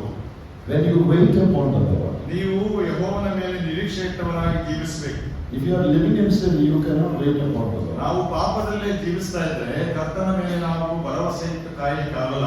If you are closely abiding in the Lord, ನಾವು ಹತ್ತಿರದಿಂದ ಕರ್ತನಾದ ಯೇಸು ಕ್ರಿಸ್ತನಲ್ಲಿ ನೆಲೆಗೊಂಡಿದ್ದರೆ, and you have the habit of waiting upon the Lord in His presence, ಆ ಸಮಯದಲ್ಲಿ ಆತನ ಪ್ರಸನ್ನತೆಯಲ್ಲಿ ಆತನಿಗಾಗಿ ಕಾದುಕೊಂಡಿರುವ ಹಾಗೆ ಅಥವಾ ನಿರೀಕ್ಷಿಸುವ ಹಾಗೆ ನಮಗೆ ಸಹಾಯ ಮಾಡ್ತದೆ. your inner man is strengthened. ಅವಾಗ ಆ ಆಂತರ್ಯದ ಮನುಷ್ಯನು, ನಮ್ಮಲ್ಲಿರುವಂತಹ ಆಂತರ್ಯದ ಮನುಷ್ಯನು ಆತನ ಬಲಗೊಳ್ತಾನೆ. Inside you become strong. ನಾವು ಒಳಗಿನಿಂದಲೇ ಬಲವಂತರಾಗ್ತೇವೆ. And then you are able to bear fruit. ಅವಾಗ ನಾವು ಫಲವನ್ನು ಕೊಡಲಿಕ್ಕೆ ಸಾಧ್ಯ. Are you strong inside? ನಾವು ಒಳಗಿನಿಂದ ಬಲಶಾಲಿಗಳಾಗಿದ್ದೇವಾ? Outside you may be strong. ಒಂದು ವೇಳೆ ಹೊರಗಿನಿಂದ ನಾವು ಬಹಳ ಬಲಶಾಲಿಗಳಾಗಿರಬಹುದು. But do you have spiritual strength as Paul prayed in Ephesians 3? ಎಫೆಸ 3ನೇ ಅಧ್ಯಾಯದಲ್ಲಿ ಪೌಲನು ಪ್ರಾರ್ಥನೆ ಮಾಡಿದ ಹಾಗೆ ಆ ಒಂದು ಆತ್ಮಿಕ ಶಕ್ತಿ ಬಲ ನಮ್ಮಲ್ಲಿ ಇದೆಯಾ? If you have no spiritual strength inside, ಒಳಗಡೆ ನಮಗೆ ಆಂತರ್ಯದಲ್ಲಿ ಆ ಆತ್ಮಿಕ ಶಕ್ತಿ ಬಲ ಇಲ್ಲದೆ ಹೋದ್ರೆ you will not have capacity to produce. ಅವಾಗ ನಮಗೆ ಉತ್ಪತ್ತಿ ಮಾಡುವಂತ ಸಾಮರ್ಥ್ಯ ಕಳ್ಕೊಳ್ತೇವೆ. You cannot bear fruit. ನಾವು ಫಲವನ್ನ ಬಿಡಲಿಕ್ಕೆ ಸಾಧ್ಯವಿಲ್ಲ. Your life will not become effective. ಅವಾಗ ನಮ್ಮ ಜೀವಿತ ಪರಿಣಾಮಕಾರಿಯಾಗಿರುವುದಿಲ್ಲ. ಇರುವುದಿಲ್ಲ. If you are not strong, ನಾವು ಬಲಶಾಲಿಗಳಾಗಿಲ್ಲದೆ ಇದ್ದರೆ you cannot face trials in life. ನಮಗೆ ಒದಗಿ ಬರುವಂತಹ ಶೋಧನೆಗಳನ್ನ ನಮ್ಮ ಜೀವಿತದಲ್ಲಿ ಎದುರಿಸಲಿಕ್ಕೆ ಸಾಧ್ಯವಿಲ್ಲ. But if you have spiritual strength, ಆದರೆ ನಮ್ಮ ಆತ್ಮಿಕ ಸಾಮರ್ಥ್ಯ whatever may happen, ಏನೇ ಆಗಲಿ you can still face it. ಅದನ್ನೆಲ್ಲ ನಾವು ಎದುರಿಸಬಹುದು. This is a very important thing. ಇದು ಬಹಳ ಪ್ರಾಮುಖ್ಯವಾದಂತಹ ವಿಷಯ. Why is it that many believers are not able to face trials in life? ಯಾಕೆ ಅನೇಕ ವಿಶ್ವಾಸಿಗಳು ಅವರ ಜೀವಿತದಲ್ಲಿ ಬರುವಂತಹ ಅನೇಕ ಶೋಧನೆಗಳನ್ನ ಅವರು ಪರೀಕ್ಷೆಗಳನ್ನ ಎದುರಿಸಲಿಕ್ಕೆ ಸಾಧ್ಯವಾಗ್ತಿಲ್ಲ? Because they are not strong in their spiritual life. ಯಾಕಂದ್ರೆ ಅವರು ಆತ್ಮಿಕ ಜೀವಿತದಲ್ಲಿ ಬಲಶಾಲಿಗಳಾಗಿಲ್ಲ. If you are strong in your spiritual life, ನಿಮ್ಮ ಆತ್ಮಿಕ ಜೀವಿತದಲ್ಲಿ ಬಲಶಾಲಿಗಳಾಗಿದ್ದರೆ, if inner strength is there, ನಿಮ್ಮಲ್ಲಿ ಆಂತರಿಕ ಶಕ್ತಿ ಇದ್ದರೆ, if you are one who abides in the Lord, ಅಂದ್ರೆ ನಾವು ಕರ್ತನಲ್ಲಿ ನಾವು ನೆಲೆಗೊಂಡಿರುವುದಾದರೆ, if you are in the habit of waiting upon the Lord, ನಾವು ಕರ್ತನನ್ನೇ ನಿರೀಕ್ಷಿಸುವಂತಹ ಸ್ವಭಾವವುಳ್ಳಂತವರಾಗಿದ್ದರೆ, you will renew your strength. ನಮ್ಮ ಬಲವನ್ನ ಶಕ್ತಿಯನ್ನ ನಾವು ಪುನರುಜ್ಜೀವನಗೊಳಿಸಿಕೊಳ್ತೇವೆ. Let anything happen, ಏನೇ ಆಗಲಿ you will be strong. ನಾವು ಧೈರ್ಯವಾಗಿ ಬಲಶಾಲಿಗಳಾಗಿರ್ತೇವೆ. There are so many examples in history itself. ನಾವು ಚರಿತ್ರೆಯಲ್ಲಿ ಅನೇಕ ಉದಾಹರಣೆಗಳನ್ನು ನೋಡ್ತೇವೆ. All of you have heard of Matthew Henry, that man who wrote commentary to the Bible. ನಾವು ಮ್ಯಾಥ್ಯೂ ಹೆನ್ರಿ ಅನ್ನುವಂಥವರು ದೇವರ ಸತ್ಯವೇದದ ಕಾಮೆಂಟ್ರಿಗಳನ್ನು ಬರೆದಂತಹ ದೇವ ಮನುಷ್ಯನು. Once on his way, he fell into the hands of thieves. ಒಂದು ಸಲ ಅವರಿಗೆ ಸೇವೆಗೆ ಹೋಗುವಾಗ ಕಳ್ಳರ ಕೈಯಲ್ಲಿ ಸಿಕ್ಕಿ ಹಾಕಿಕೊಂಡ್ರು. And they took away everything he had. ಅವನಲ್ಲಿದ್ದಂತಹ ಎಲ್ಲಾ ವಸ್ತುಗಳನ್ನು ಅವರು ಕಸಿದುಕೊಂಡ್ರು. Lost everything. ಅವರೆಲ್ಲವನ್ನ ಕಳೆದುಕೊಂಡ್ರು. Then he thanked God for 3 things. ಅವರು ಆ ಸಮಯದಲ್ಲಿ ದೇವರಿಗೆ 3 ವಿಷಯಗಳಿಗಾಗಿ ಸ್ತೋತ್ರ ಸಲ್ಲಿಸ್ತಾರೆ. First he said, ಮೊದಲು ಅವರು ಹೇಳಿದ್ದು, Lord, though they stole everything from me, they did not take my life. ಕರ್ತನೇ, ಅವರು ನನ್ನಿಂದ ಎಲ್ಲಾ ಕದ್ದುಕೊಂಡರೂ ಕೂಡ ಅವರು ನನ್ನ ಜೀವವನ್ನ ತೆಗೆದುಕೊಳ್ಳಿಲ್ಲ. Secondly, ಎರಡನೇದಾಗಿ, though they stole everything I had very little with me today. ಅವರು ನನ್ನಲ್ಲಿ ಇದ್ದದ್ದನ್ನೆಲ್ಲ ಕದ್ದುಕೊಂಡಿದ್ದರೂ ಕೂಡ ಇವತ್ತಿನ ದಿವಸ ನನ್ನಲ್ಲಿ ಇದ್ದಂಥದ್ದು ಬಹಳ ಕಮ್ಮಿ ಆದದ್ದು. I had very little money only, though they stole everything, very little is lost. ಬಹಳ ಸ್ವಲ್ಪ ಹಣ ಇತ್ತು, ಅದರಿಂದ ಸ್ವಲ್ಪ ನಷ್ಟವಾಯಿತು. Thank you, Lord. ಅದಕ್ಕಾಗಿ ಸ್ತೋತ್ರ. Thirdly, he said, ಮೂರನೇದಾಗಿ ಅವರು ಹೇಳಿದ್ರು, it was thank you, Lord, that it was they who stole me, not I who stole them. ಕರ್ತನೇ, ನಿನಗೆ ಸ್ತೋತ್ರವಾಗಲಿ, ಅದು ಅವರು ನನ್ನಿಂದ ಕದ್ದುಕೊಂಡಿದ್ದು, ನಾನು ಅವರಿಂದ ಕದ್ದುಕೊಳ್ಳಿಲ್ಲವಲ್ಲ. Thank you, Lord, I did not steal them. ಕರ್ತನೇ, ನಿನಗೆ ಸ್ತೋತ್ರವಾಗಲಿ, ನಾನು ಅವರಿಂದ ಕದ್ದುಕೊಳ್ಳಿಲ್ಲವಲ್ಲ. How could he say that? ಅದನ್ನು ಅವರು ಹೇಗೆ ಹೇಳಬಹುದು? When he was attacked by thieves, ಅವರು ಅವರ ಮೇಲೆ ಆ ಕಳ್ಳರು ಆಕ್ರಮಣ ಮಾಡಿದಾಗ, instead of complaining, ಅವರು ಅದಕ್ಕೆ ಫಿರ್ಯಾದಿ ಹೇಳುವ ಬದಲು, why did Michael and Gabriel not protect me? ಯಾಕೆ ಮೈಕಲ್ ಮತ್ತು ಗಬ್ರಿಯಲ್ ದೇವದೂತರು ನನ್ನನ್ನು ಸಂರಕ್ಷಿಸಲಿಲ್ಲ? Where was God when these thieves came? ಆ ಕಳ್ಳರು ಬಂದಾಗ ದೇವರೆಲ್ಲಿದ್ದ? He did not say that.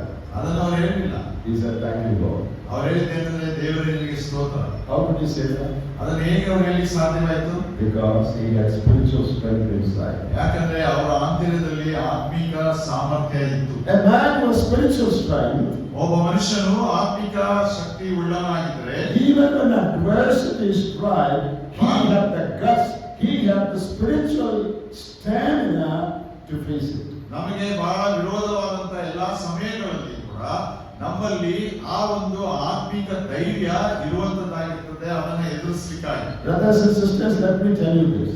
ಪ್ರಿಯ ಸಹೋದರ ಸಹೋದರಿಯರೇ, ನಾನು ಈ ಮಾತನ್ನು ನಿಮಗೆ ಹೇಳ್ತೇನೆ. If you don't become strong spiritually, ನೀವು ಆತ್ಮಿಕವಾಗಿ ಬಲಗೊಳ್ಳದೆ ಇದ್ದರೆ, when you are faced with various difficulties in life, ಆವಾಗ ನಿಮ್ಮ ಜೀವಿತದಲ್ಲಿ ಅನೇಕ ತರವಾದಂತಹ ತೊಂದರೆಗಳನ್ನು ನೀವು ಎದುರಿಸುವಾಗ, you will not be able to handle it. ಅದನ್ನ ನೀವು ನಿಭಾಯಿಸಲಿಕ್ಕೆ ಆಗೋದಿಲ್ಲ. Because you are not strong. ಯಾಕಂದ್ರೆ ನೀವು ಬಲಶಾಲಿಗಳಲ್ಲ.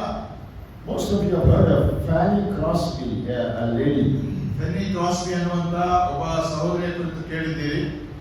She is famous for her about 7,000 songs that she wrote. ಆಕೆ ಬರೆದಂತ 7,000 ಸಂಗೀತಗಳು, ಅದಕ್ಕಾಗಿ ಆಕೆ ಪ್ರಸಿದ್ಧರಾಗಿದ್ದಾರೆ. I am sure her songs are in your songbook also in Kannada. ನಮ್ಮ ಸಂಗೀತಗಳಲ್ಲಿ ಕೂಡ ಹಾಡುಗಳು ಉಂಟು.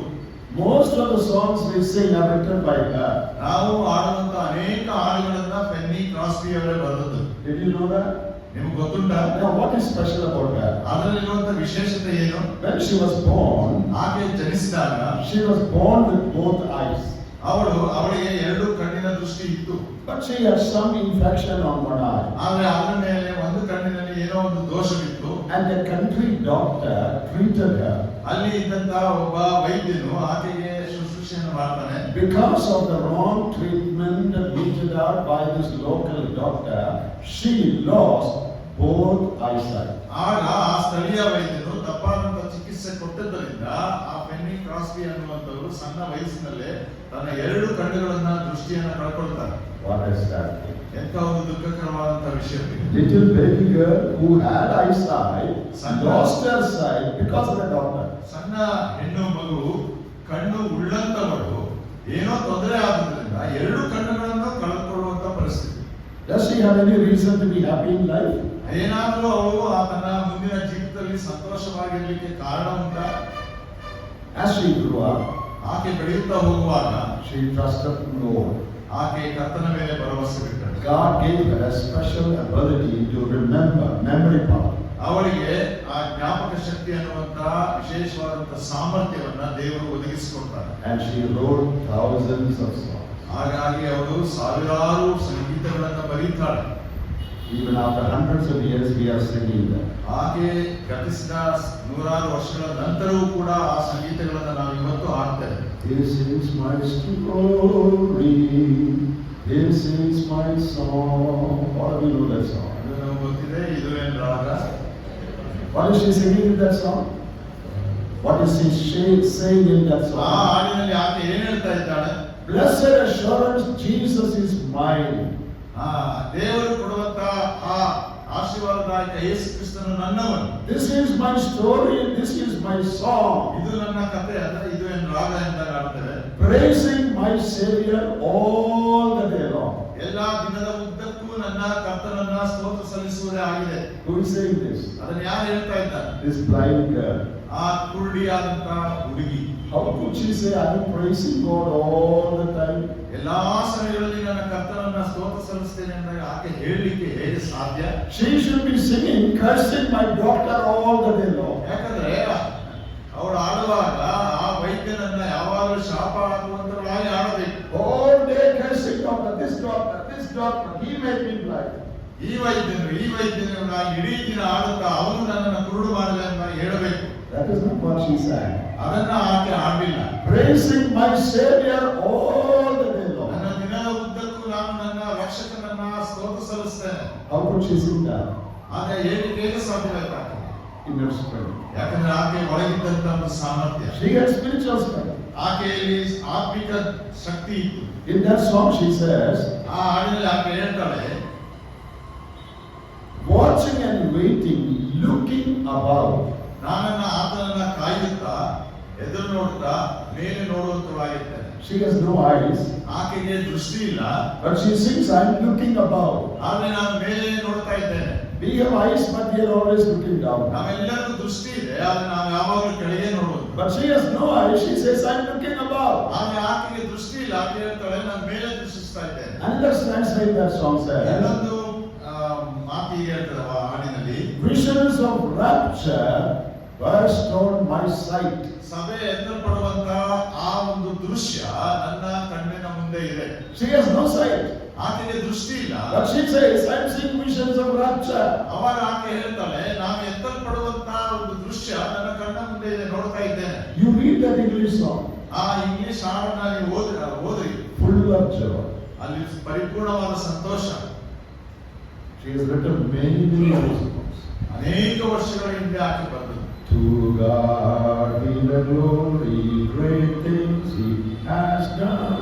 That is her song. ಅಲ್ಲಿ ಇನ್ನೊಂದು ಸಂಗೀತ ಕೊಡುವಂತ ದೇವರಿಗೆ ಮಹಿಮೆ ಉಂಟಾಗಲಿ. Praise the Lord, praise the Lord. ಸ್ತೋತ್ರವಾಗಲಿ ಅಂತ ಹೇಳ್ತಾರೆ. That song she wrote. ಆ ಹಾಡನ್ನು ಕೂಡ ಆಕೆ ಬರೆದು.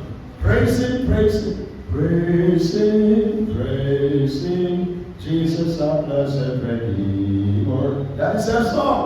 ಇವೆಲ್ಲವೂ ಕನ್ನಡದಲ್ಲಿ ನಾವು ಹಾಡ್ತೇವೆ. ತಕ್ಷಣ ಬರ್ತಾ ಇದೆ. All the way my Savior leads me, what have I to ask beside? You have heard this song. It's all written by her. ನೋಡಿ, ಅನೇಕ ಈ ಸಂಗೀತಗಳು ಬರೆದದ್ದು ಆ ಪೆನ್ನಿ ಕ್ರಾಸ್ಬಿ ಅನ್ನೋ. Many more songs. ಅನೇಕ ಸಂಗೀತಗಳು. How could she write that? ಅದನ್ನು ಹೇಗೆ ಬರೀಲಿಕ್ಕೆ ಸಾಧ್ಯವಾಯಿತು? Inner strength. ಆಕೆ ಒಳಗಿದ್ದಂತ ಸಾಮರ್ಥ್ಯ. If you have inner strength, ಆ ಒಂದು ಸಾಮರ್ಥ್ಯ ಇರುವುದಾದ್ರೆ you can face anything in life. ನಿಮ್ಮ ಜೀವಿತದಲ್ಲಿ ಏನನ್ನು ಕೂಡ ನೀವು ಎದುರಿಸಬಹುದು. If you have no inner strength, ಈಗ ನಿಮ್ಗೆ ಆ ಸಾಮರ್ಥ್ಯ ಇಲ್ಲದೆ ಹೋದ್ರೆ when a small thing happens, you are discouraged. ಏನಾದ್ರು ಒಂದು ಸಣ್ಣ ಸಂಗತಿ ಆದ್ರೂ ಕೂಡ ನಾವು ನಿರುತ್ಸಾಹಗೊಳ್ತೇವೆ. She once said, ಆಕೆ ಒಂದು ದಿವಸ ಹೇಳಿದ್ದು, if I ever see that doctor, ನಾನು ಎಂದಾದರೂ ಆ ವೈದ್ಯನನ್ನ ಸಂಧಿಸಿದರೆ I want to say, thank you doctor for making me blind. ನಾನು ಹೇಳಲಿಕ್ಕೆ ಇಷ್ಟಪಡ್ತೀನಿ ಏನಂದ್ರೆ, ಆ ವೈದ್ಯನೇ ವಂದನೆಗಳು, ನೀನು ನನ್ನನ್ನು ಕುರುಡಿಯಾಗಿ ಮಾಡಿದೆ. Because you made me blind, I got spiritual sight. ನೀನು ನನ್ನನ್ನು ಕುರುಡಿಯಾಗಿ ಮಾಡಿದ್ರಿಂದ ನನಗೆ ಆತ್ಮಿಕ ದೃಷ್ಟಿ ಕೊಡಲ್ಪಟ್ಟಿದೆ. She also said, ಅನಂತರ ಮತ್ತೆ ಹೇಳಿದ್ರು, if I have one more life, ನನಗೆ ಒಂದು ವೇಳೆ ಇನ್ನೊಂದು ಜೀವಿತ ಕೊಟ್ಟರೆ I want to be born blind. ನಾನು ಕುರುಡಿಯಾಗಿಯೇ ಜನಿಸಲಿಕ್ಕೆ ಇಷ್ಟಪಡ್ತೇನೆ. Because I don't want to see the any glory of this world. ಯಾಕಂದ್ರೆ ನಾನು ಈ ಲೋಕದ ಮಹಿಮೆಯನ್ನು ನೋಡಲಿಕ್ಕೆ ಇಷ್ಟಪಡಲ್ಲ. The first thing I want to see when I open my eyes should be the face of the Lord. ಯಾಕಂದ್ರೆ ನಾನು ಎತ್ತಲ್ಪಟ್ಟಾಗ, ನನ್ನ ಕಣ್ಣುಗಳು ತೆರೆಯಲ್ಪಟ್ಟಾಗ ಮೊಟ್ಟ ಮೊದಲನೆಯ ಸಂಗತಿ ನಾನು ನೋಡ ಬಯಸುವುದು ಯಾರಂದ್ರೆ ನನ್ನ ರಕ್ಷಕನನ್ನು. Her story has affected me very much. ಅವಳ ಒಂದು ಕಥೆ ನನ್ನ ಜೀವಿತವನ್ನ ಬಹಳ ಕೆಲಸ ಮಾಡಿದೆ ನನ್ನ ಜೀವಿತದಲ್ಲಿ. When I once went to America, ನಾನು ಒಂದು ಸಲ ಅಮೆರಿಕ ದೇಶಕ್ಕೆ ಹೋದಾಗ I visited her tomb. I visited her ಆಕೆಯ tomb. ಒಂದು ಸಮಾಧಿ ಸ್ಥಳಕ್ಕೆ ಹೋಗಿದ್ದೆ. That is in a state called Connecticut, close to New York. ಕನೆಕ್ಟಿಕಟ್ ಅನ್ನುವಂತ ಆ ಸ್ಥಳದಲ್ಲಿ ಇದ್ದು, That is near New York. ಅದು ನ್ಯೂಯಾರ್ಕ್ ಸಮೀಪದಲ್ಲಿದೆ. So I found out her grave.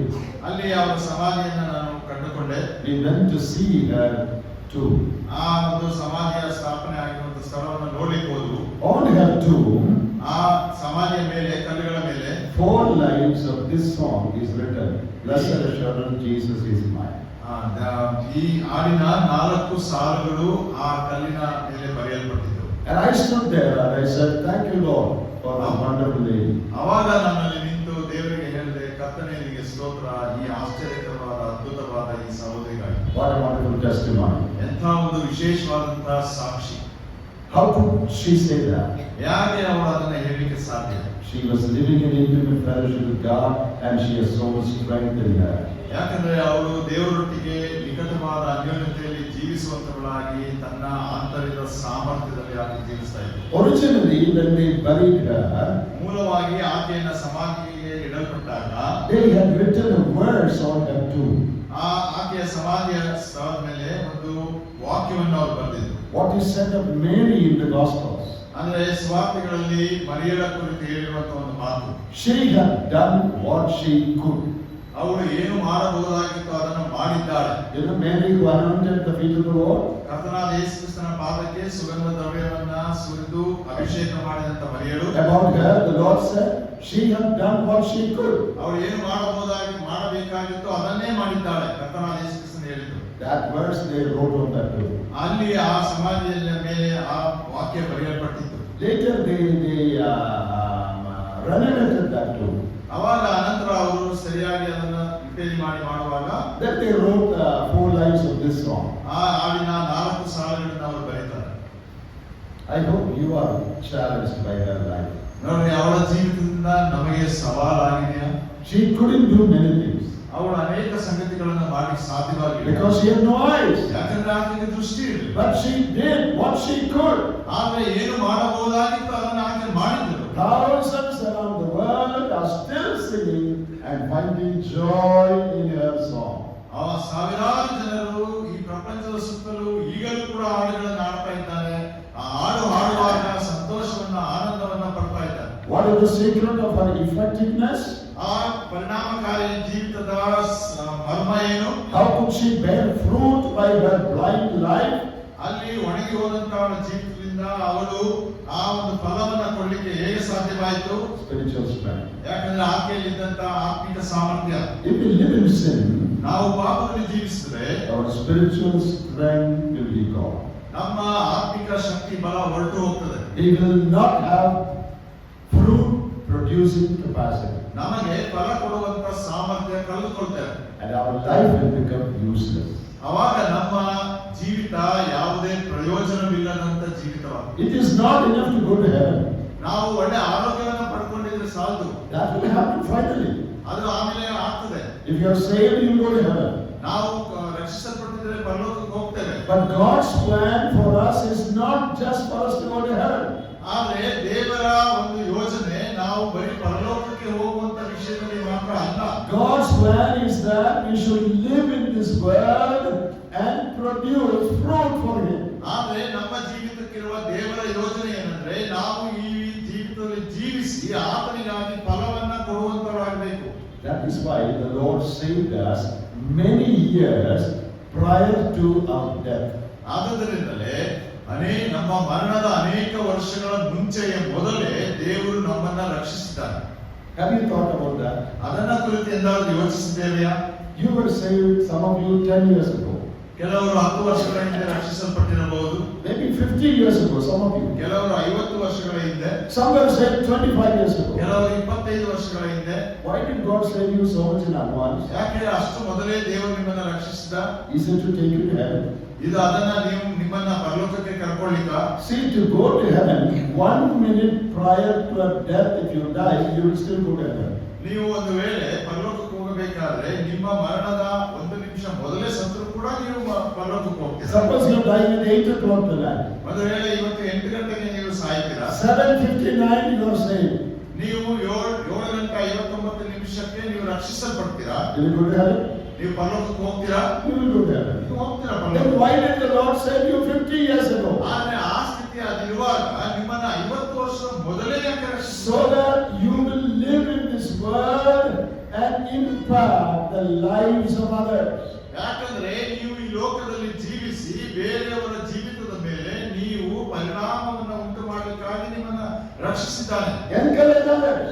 ನೀವು ಅವರಿಗೆ ಪ್ರೋತ್ಸಾಹಿಸಬೇಕು. Be a model to others. ಅವರಿಗೆ ಮಾದರಿಯಾಗಿ ಜೀವಿಸಬೇಕು. Help others. ಅವರಿಗೆ ಸಹಾಯ ಮಾಡಬೇಕು. Bear fruit in your Christian life. ನಿಮ್ಮ ಕ್ರಿಸ್ತಿಯ ಜೀವಿತದಲ್ಲಿ ಫಲಗಳನ್ನು ಕೊಡ್ರಿ. That is why the Lord saved you much in advance. ಆದ್ದರಿಂದಲೇ ಎಷ್ಟೋ ಮುಂಚಿತವಾಗಿ ದೇವರು ನಿಮ್ಮನ್ನು ರಕ್ಷಿಸಿ ಇನ್ನೂ ಇಟ್ಟಿದ್ದಾನೆ. So don't just think about going to heaven only. ಆದ್ದರಿಂದ ಬರೀ ಪರಲೋಕಕ್ಕೆ ಹೋಗುವ ಕುರಿತೇ ಯೋಚಿಸಬೇಡ್ರಿ. That will happen. ಅದು ಹಾಗೇ ಆಗ್ತದೆ. But you focus on your life in this world. ಆದರೆ ನಿಮ್ಮ ಗಮನವನ್ನ ಈ ಲೋಕದಲ್ಲಿರುವ ನಿಮ್ಮ ಜೀವಿತದ ಮೇಲೆ ಇರಿಸಿ. How to live an effective life for God. ಪರಿಣಾಮಕಾರಿಯಾದ ಜೀವಿತವನ್ನ ದೇವರಿಗಾಗಿ ಹೇಗೆ ಜೀವಿಸುವುದು? In order to live like that, you need to keep away from sin. ಆ ರೀತಿಯಾಗಿ ನೀವು ಜೀವಿಸಬೇಕಾದ್ರೆ ಪಾಪದಿಂದ ದೂರವಿರಬೇಕು. So that was our fourth point. ಅದು ನಮ್ಮ 4ನೇ ಒಂದು ಅಂಶವಾಗಿದೆ. Sin makes you lose your power and your effectiveness and fruit bearing capacity. ಪಾಪ ಅನ್ನುವಂಥದ್ದು ನಿಮ್ಮ ಶಕ್ತಿಯನ್ನ ಹಾಳು ಮಾಡ್ತದೆ ಮತ್ತು ಆತ್ಮಿಕ ಸಾಮರ್ಥ್ಯವನ್ನ ಹಾಳು ಮಾಡ್ತದೆ. ಅನಂತರ ಫಲ ಕೊಡುವುದನ್ನು ಕೂಡ ಅದು ನಷ್ಟಪಡಿಸ್ತದೆ. A fifth loss. 5ನೇ ಸಂಗತಿ, Loss of opportunities to serve the Lord and be His witness.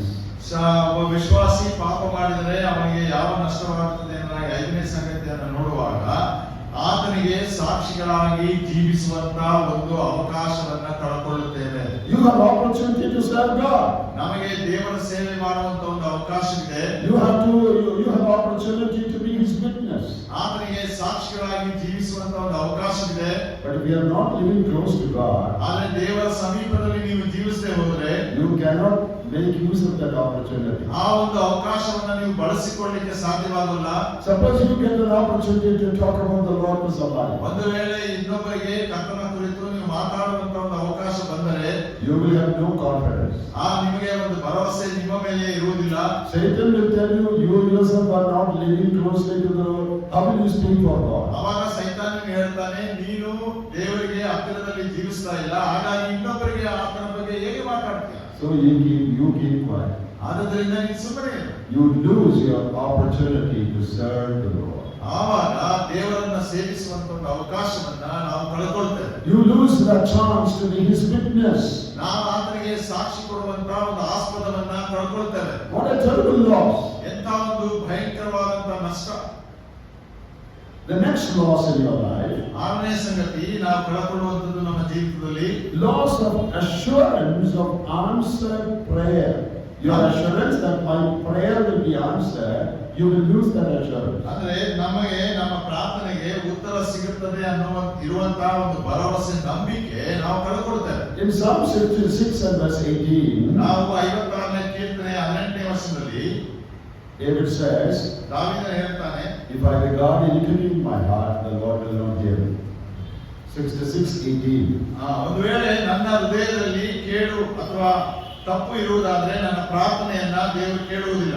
If I regard iniquity in my heart, the Lord will not hear me. ನಾನು ಕೆಟ್ಟತನದ ಮೇಲೆ ಮನಸ್ಸಿಟ್ಟಿದ್ದರೆ ಸ್ವಾಮಿಯು ನನ್ನ ವಿಜ್ಞಾಪನೆಯನ್ನು ಕೇಳುತ್ತಿದ್ದಿಲ್ಲ. If there is sin in your life, ನನ್ನ ಜೀವಿತದಲ್ಲಿ ಪಾಪ ಇರುವುದಾದ್ರೆ you are not sure whether God will hear your prayer or not. ನಮಗೆ ಭರವಸೆ ಇರುವುದಿಲ್ಲ ಒಂದು ವೇಳೆ ದೇವರು ನನ್ನ ಪ್ರಾರ್ಥನೆಯನ್ನ ಕೇಳ್ತಾನ ಉತ್ತರ ಕೊಡ್ತಾನೋ ಇಲ್ಲವೋ ಎಂಬುದಾಗಿ. See, God hearing our prayer is such an important thing. ನೋಡ್ರಿ, ಯಾಕಂದ್ರೆ ದೇವರು ನಮ್ಮ ಪ್ರಾರ್ಥನೆಯನ್ನ ಕೇಳುವಂತದ್ದು ಬಹಳ ಪ್ರಾಮುಖ್ಯವಾದ ವಿಷಯ. When you are sick, ನಾವು ಕಾಯಿಲೆಯಲ್ಲಿರುವಾಗ what do? ನಾವೇನ್ ಮಾಡ್ತೇವೆ? You pray. ನಾವು ಪ್ರಾರ್ಥಿಸ್ತೇವೆ. When you are in financial difficulty, ನಾವು ಒಂದು ವೇಳೆ ಹಣದ ತೊಂದರೆಗಳಲ್ಲಿರುವಾಗ you pray. ನಾವು When ಪ್ರಾರ್ಥಿಸ್ತೇವೆ. your child is sick, ನನ್ನ ಮಕ್ಕಳು ತೊಂದರೆಯಲ್ಲಿ ಕಾಯಿಲೆಯಲ್ಲಿರುವಾಗ you pray. ನಾವು ಪ್ರಾರ್ಥಿಸ್ತೇವೆ. When there is a problem in your home, ನಿಮ್ಮ ಕುಟುಂಬದ ಮಧ್ಯದಲ್ಲಿ ಏನಾದರೂ ತೊಂದರೆ ಇದ್ದರೆ you pray. ನಾವು ಪ್ರಾರ್ಥಿಸ್ತೇವೆ. And when you pray, ನಾವು ಪ್ರಾರ್ಥಿಸುವಾಗ you know God will hear and answer my prayer. ನಮಗೆ ಗೊತ್ತಿದೆ ನನ್ನ ಪ್ರಾರ್ಥನೆಗೆ ದೇವರು ಉತ್ತರವನ್ನು ಕೊಡ್ತಾನೆ. That sustains you in the midst of the difficulties in life. ನಿಮ್ಮ ಜೀವಿತದಲ್ಲಿ ಒದಗಿ ಬರುವಂತಹ ಎಲ್ಲಾ ಕಷ್ಟ ಸಂಕಟಗಳ ಸಮಯದಲ್ಲಿ ಅದು ನಿಮ್ಮನ್ನ ಕಾಪಾಡುತ್ತದೆ. What a great comfort that is. ಅದು ಎಂತ ಒಂದು ದೊಡ್ಡ ಆದರಣೆ. Oh, God will hear me and answer me. ಓ, ದೇವರು ನನ್ನ ಪ್ರಾರ್ಥನೆಯನ್ನು ಕೇಳ್ತಾನೆ, ಅದಕ್ಕೆ ಉತ್ತರವನ್ನು ಕೊಡ್ತಾನೆ. But if you are not living close to God, ಆದ್ರೆ ನೀವು ದೇವರಿಗೆ ಹತ್ತಿರದಲ್ಲಿ ವಾಸಿಸದೆ ಹೋದರೆ ಪ್ರಿಯರೇ, you lose that assurance. ಆ ಒಂದು ಭರವಸೆಯನ್ನ ನೀವು ಕಳ್ಕೊಳ್ತೀರಾ. Will God hear me? ದೇವರು ನನ್ನನ್ನು ಕೇಳಿಸಿಕೊಳ್ತಾನೆ. Will He answer my prayer? ನನ್ನ ಪ್ರಾರ್ಥನೆಗೆ ಉತ್ತರ ಕೊಡ್ತಾನೆ. Will He heal my child? ನೀವು ನನ್ನ ಮಗುವನ್ನ ವಾಸಿ ಮಾಡ್ತಾನ. Will He help me in my exam? ನನ್ನ ಪರೀಕ್ಷೆಯಲ್ಲಿ ಸಹಾಯ ಮಾಡ್ತಾನ. Will He help me in my family life? ನನ್ನ ಕುಟುಂಬ ಜೀವಿತದಲ್ಲಿ ಸಹಾಯಕನಾಗಿರ್ತಾನ. I don't know. ನನಗೆ ಗೊತ್ತಿಲ್ಲ. I'm not sure.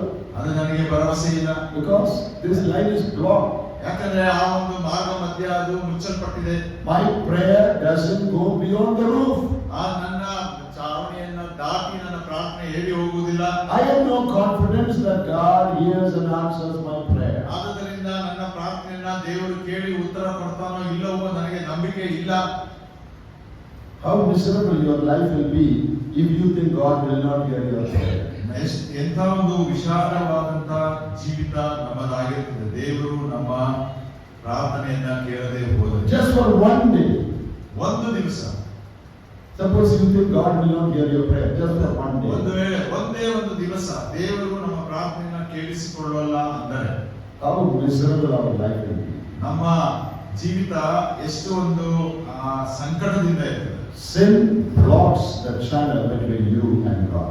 ದೇವರಿಗೂ ನಮಗೂ ಇರುವಂತಹ ಆ ನಾಲೆಯನ್ನ ಪಾಪ ಅನ್ನುವಂಥದ್ದು ಮುಚ್ಚುತ್ತದೆ. You may still pray, ನಾವು ಪ್ರಾರ್ಥನೆ ಮಾಡಬಹುದು, but nobody will pick up the phone at the other end. ಆದರೆ ಆ ಭಾಗದಲ್ಲಿರುವ ಯಾರು ಕೂಡ ಆ ಫೋನ್ ಅನ್ನ ತೆಗೆದುಕೊಳ್ಳುವುದಿಲ್ಲ. You know how children speak over the phone? ಈಗ ನಿಮ್ಗೆ ಗೊತ್ತುಂಟಾ ಮಕ್ಕಳು ಫೋನ್ ಅಲ್ಲಿ ಹೇಗೆ ಮಾತಾಡ್ತಾರೆ ಅಂತಾಗಿ? Hello auntie, ಹಲೋ ಆಂಟಿ ಅಂತ ಹೇಳ್ತಾರೆ. did you have a dinner? ನಿಮ್ದು ಊಟ ಆಯ್ತು ಅಂತ Oh, we ಹೇಳ್ತಾರೆ. are having dinner now. ನಾವೀಗ ಊಟ ಮಾಡ್ತಾ ಇದ್ದೇವೆ. No one has picked up the phone the other end.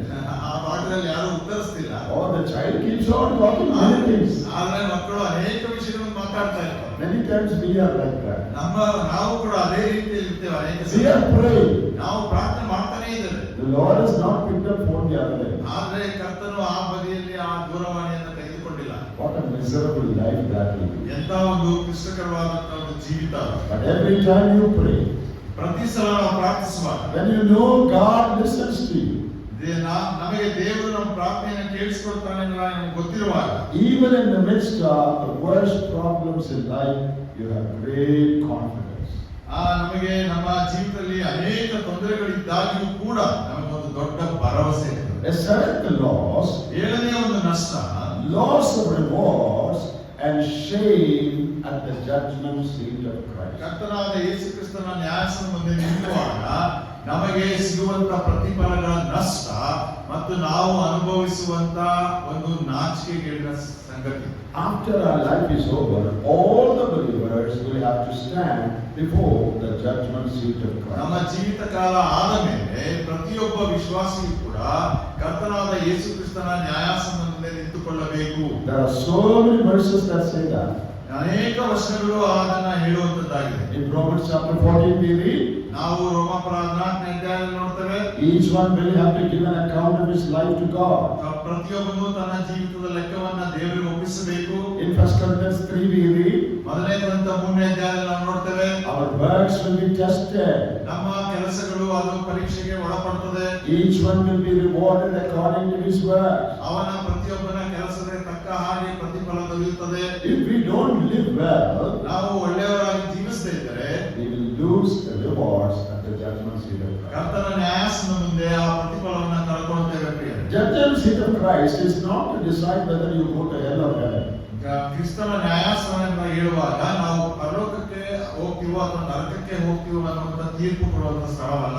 This is a time when believers will be, their lives will be evaluated and rewards given. ಇದು ಒಂದು ಸಮಯ ಏನಂದ್ರೆ ಪ್ರತಿಯೊಬ್ಬ ವಿಶ್ವಾಸಿಯ ಜೀವಿತ ಮೌಲ್ಯೀಕರಿಸುವಂತ ಒಂದು ಸಮಯ, ಅದಕ್ಕೆ ತಕ್ಕ ಹಾಗೆ ದೊರೆಯುವಂತ ಒಂದು ಪ್ರತಿಫಲ. How did you live? ನೀವು ಯಾವ ರೀತಿ ಜೀವಿಸಿದ್ರಿ? What did you do with the resources God gave you? ನಿನಗೆ ಕೊಟ್ಟಂತಹ ಮೂಲಗಳ ಮುಖಾಂತರ ನೀವು ಅದನ್ನ ಏನು ಮಾಡಿದ್ದೀರಾ? How did you handle the money God gave you? ದೇವರು ಕೊಟ್ಟಂತಹ ಹಣವನ್ನ ನೀವು ಯಾವ ರೀತಿ ನಿಭಾಯಿಸಿದ್ದೀರಾ? How did you use the time God has given you? ದೇವರು ಕೊಟ್ಟಂತಹ ಸಮಯವನ್ನ ಯಾವ ರೀತಿ ಉಪಯೋಗಿಸಿದ್ದೀರಾ? What about the opportunities God gave you? ನಿಮಗೆ ಕೊಟ್ಟಂತಹ ಅವಕಾಶಗಳನ್ನ ನೀವು ಎಷ್ಟು ಉಪಯೋಗಿಸಿದ್ದೀರಾ? All will be tested. ಇವೆಲ್ಲವೂ ಕೂಡ ಪರೀಕ್ಷೆಗೆ ಒಳಪಡ್ತದೆ. And rewards according to what you have done will be given. ಅವಾಗ ನೀವು ಯಾರ್ಯಾರು ಏನು ಮಾಡಿದ್ದೀರೋ ಅದಕ್ಕೆ ತಕ್ಕ ಹಾಗೆ ಪ್ರತಿಫಲ ದೊರೆಯುತ್ತದೆ. But if we live away from the Lord, ಆದರೆ ಕರ್ತನಿಂದ ದೂರ ನಾವು ಜೀವಿಸುವುದಾದ್ರೆ lot of rewards you will lose. ಅನೇಕ ಪ್ರತಿಫಲಗಳನ್ನು ನಾವು ಕಳ್ಕೊಳ್ತೇವೆ. And you will be ashamed. ಅವಾಗ ನಮಗೆ ಅಲ್ಲಿ ಅವಮಾನವಾಗ್ತದೆ. In 1 John 2:28 we read, ashamed that is coming. ಮೊದಲನೇ ಯೋಹಾನ 2ನೇ ಅಧ್ಯಾಯ 28ನೇ ವಚನ ನೋಡ್ತೇವೆ, ಆತನ ಬರೋಣದಲ್ಲಿ ನಾಚಿಕೆಗೆ ಈಡಾಗುತ್ತೇವೆ. If we fail to abide in the Lord, ನಾವು ದೇವರಲ್ಲಿ ನೆಲೆಗೊಳ್ಳುವುದರಲ್ಲಿ ನಾವು ಸೋತು ಹೋದರೆ we will experience sorrow and shame caused by our own failures. ನಮ್ಮದೇ ಆದಂತ ಸೋಲುಗಳಿಂದ ಬರುವಂತ ಆ ಒಂದು ದುಃಖ ಮತ್ತು ನೋವನ್ನು ನಾವು ಅನುಭವಿಸ್ತೇವೆ. My own failure caused the loss of rewards. ನನ್ನದೇ ಆದಂತಹ ಸೋಲುಗಳು, ಕ್ರಿಸ್ತಿಯ ಜೀವಿತದ ಸೋಲುಗಳು ಬರುವಂತ ಪ್ರತಿಫಲವನ್ನ ನಷ್ಟಪಡಿಸ್ತದೆ. By my life in this world, ನನ್ನ ಈ ಲೋಕದಲ್ಲಿನ ಜೀವಿತದಿಂದ every day I can send precious things to heaven. ಪ್ರತಿದಿನ ಅಮೂಲ್ಯವಾದ ವಸ್ತುಗಳನ್ನ ನಾನು ಪರಲೋಕಕ್ಕೆ ಕಳುಹಿಸಬಹುದು. All that will be deposited there. ಅಲ್ಲೆಲ್ಲವೂ ಶೇಖರಿಸಲ್ಪಡುತ್ತದೆ. And you will get reward.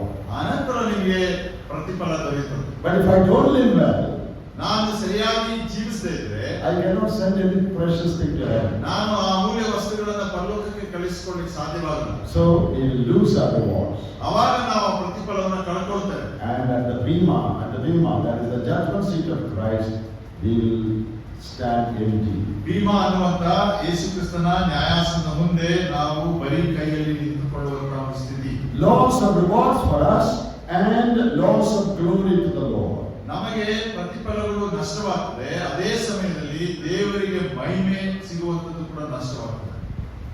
The next loss that we suffer, ಇನ್ನೊಂದು ನಷ್ಟ ನಾವು ಅನುಭವಿಸುವಂತದ್ದು, we lose the sense of divine comfort in the midst of trials.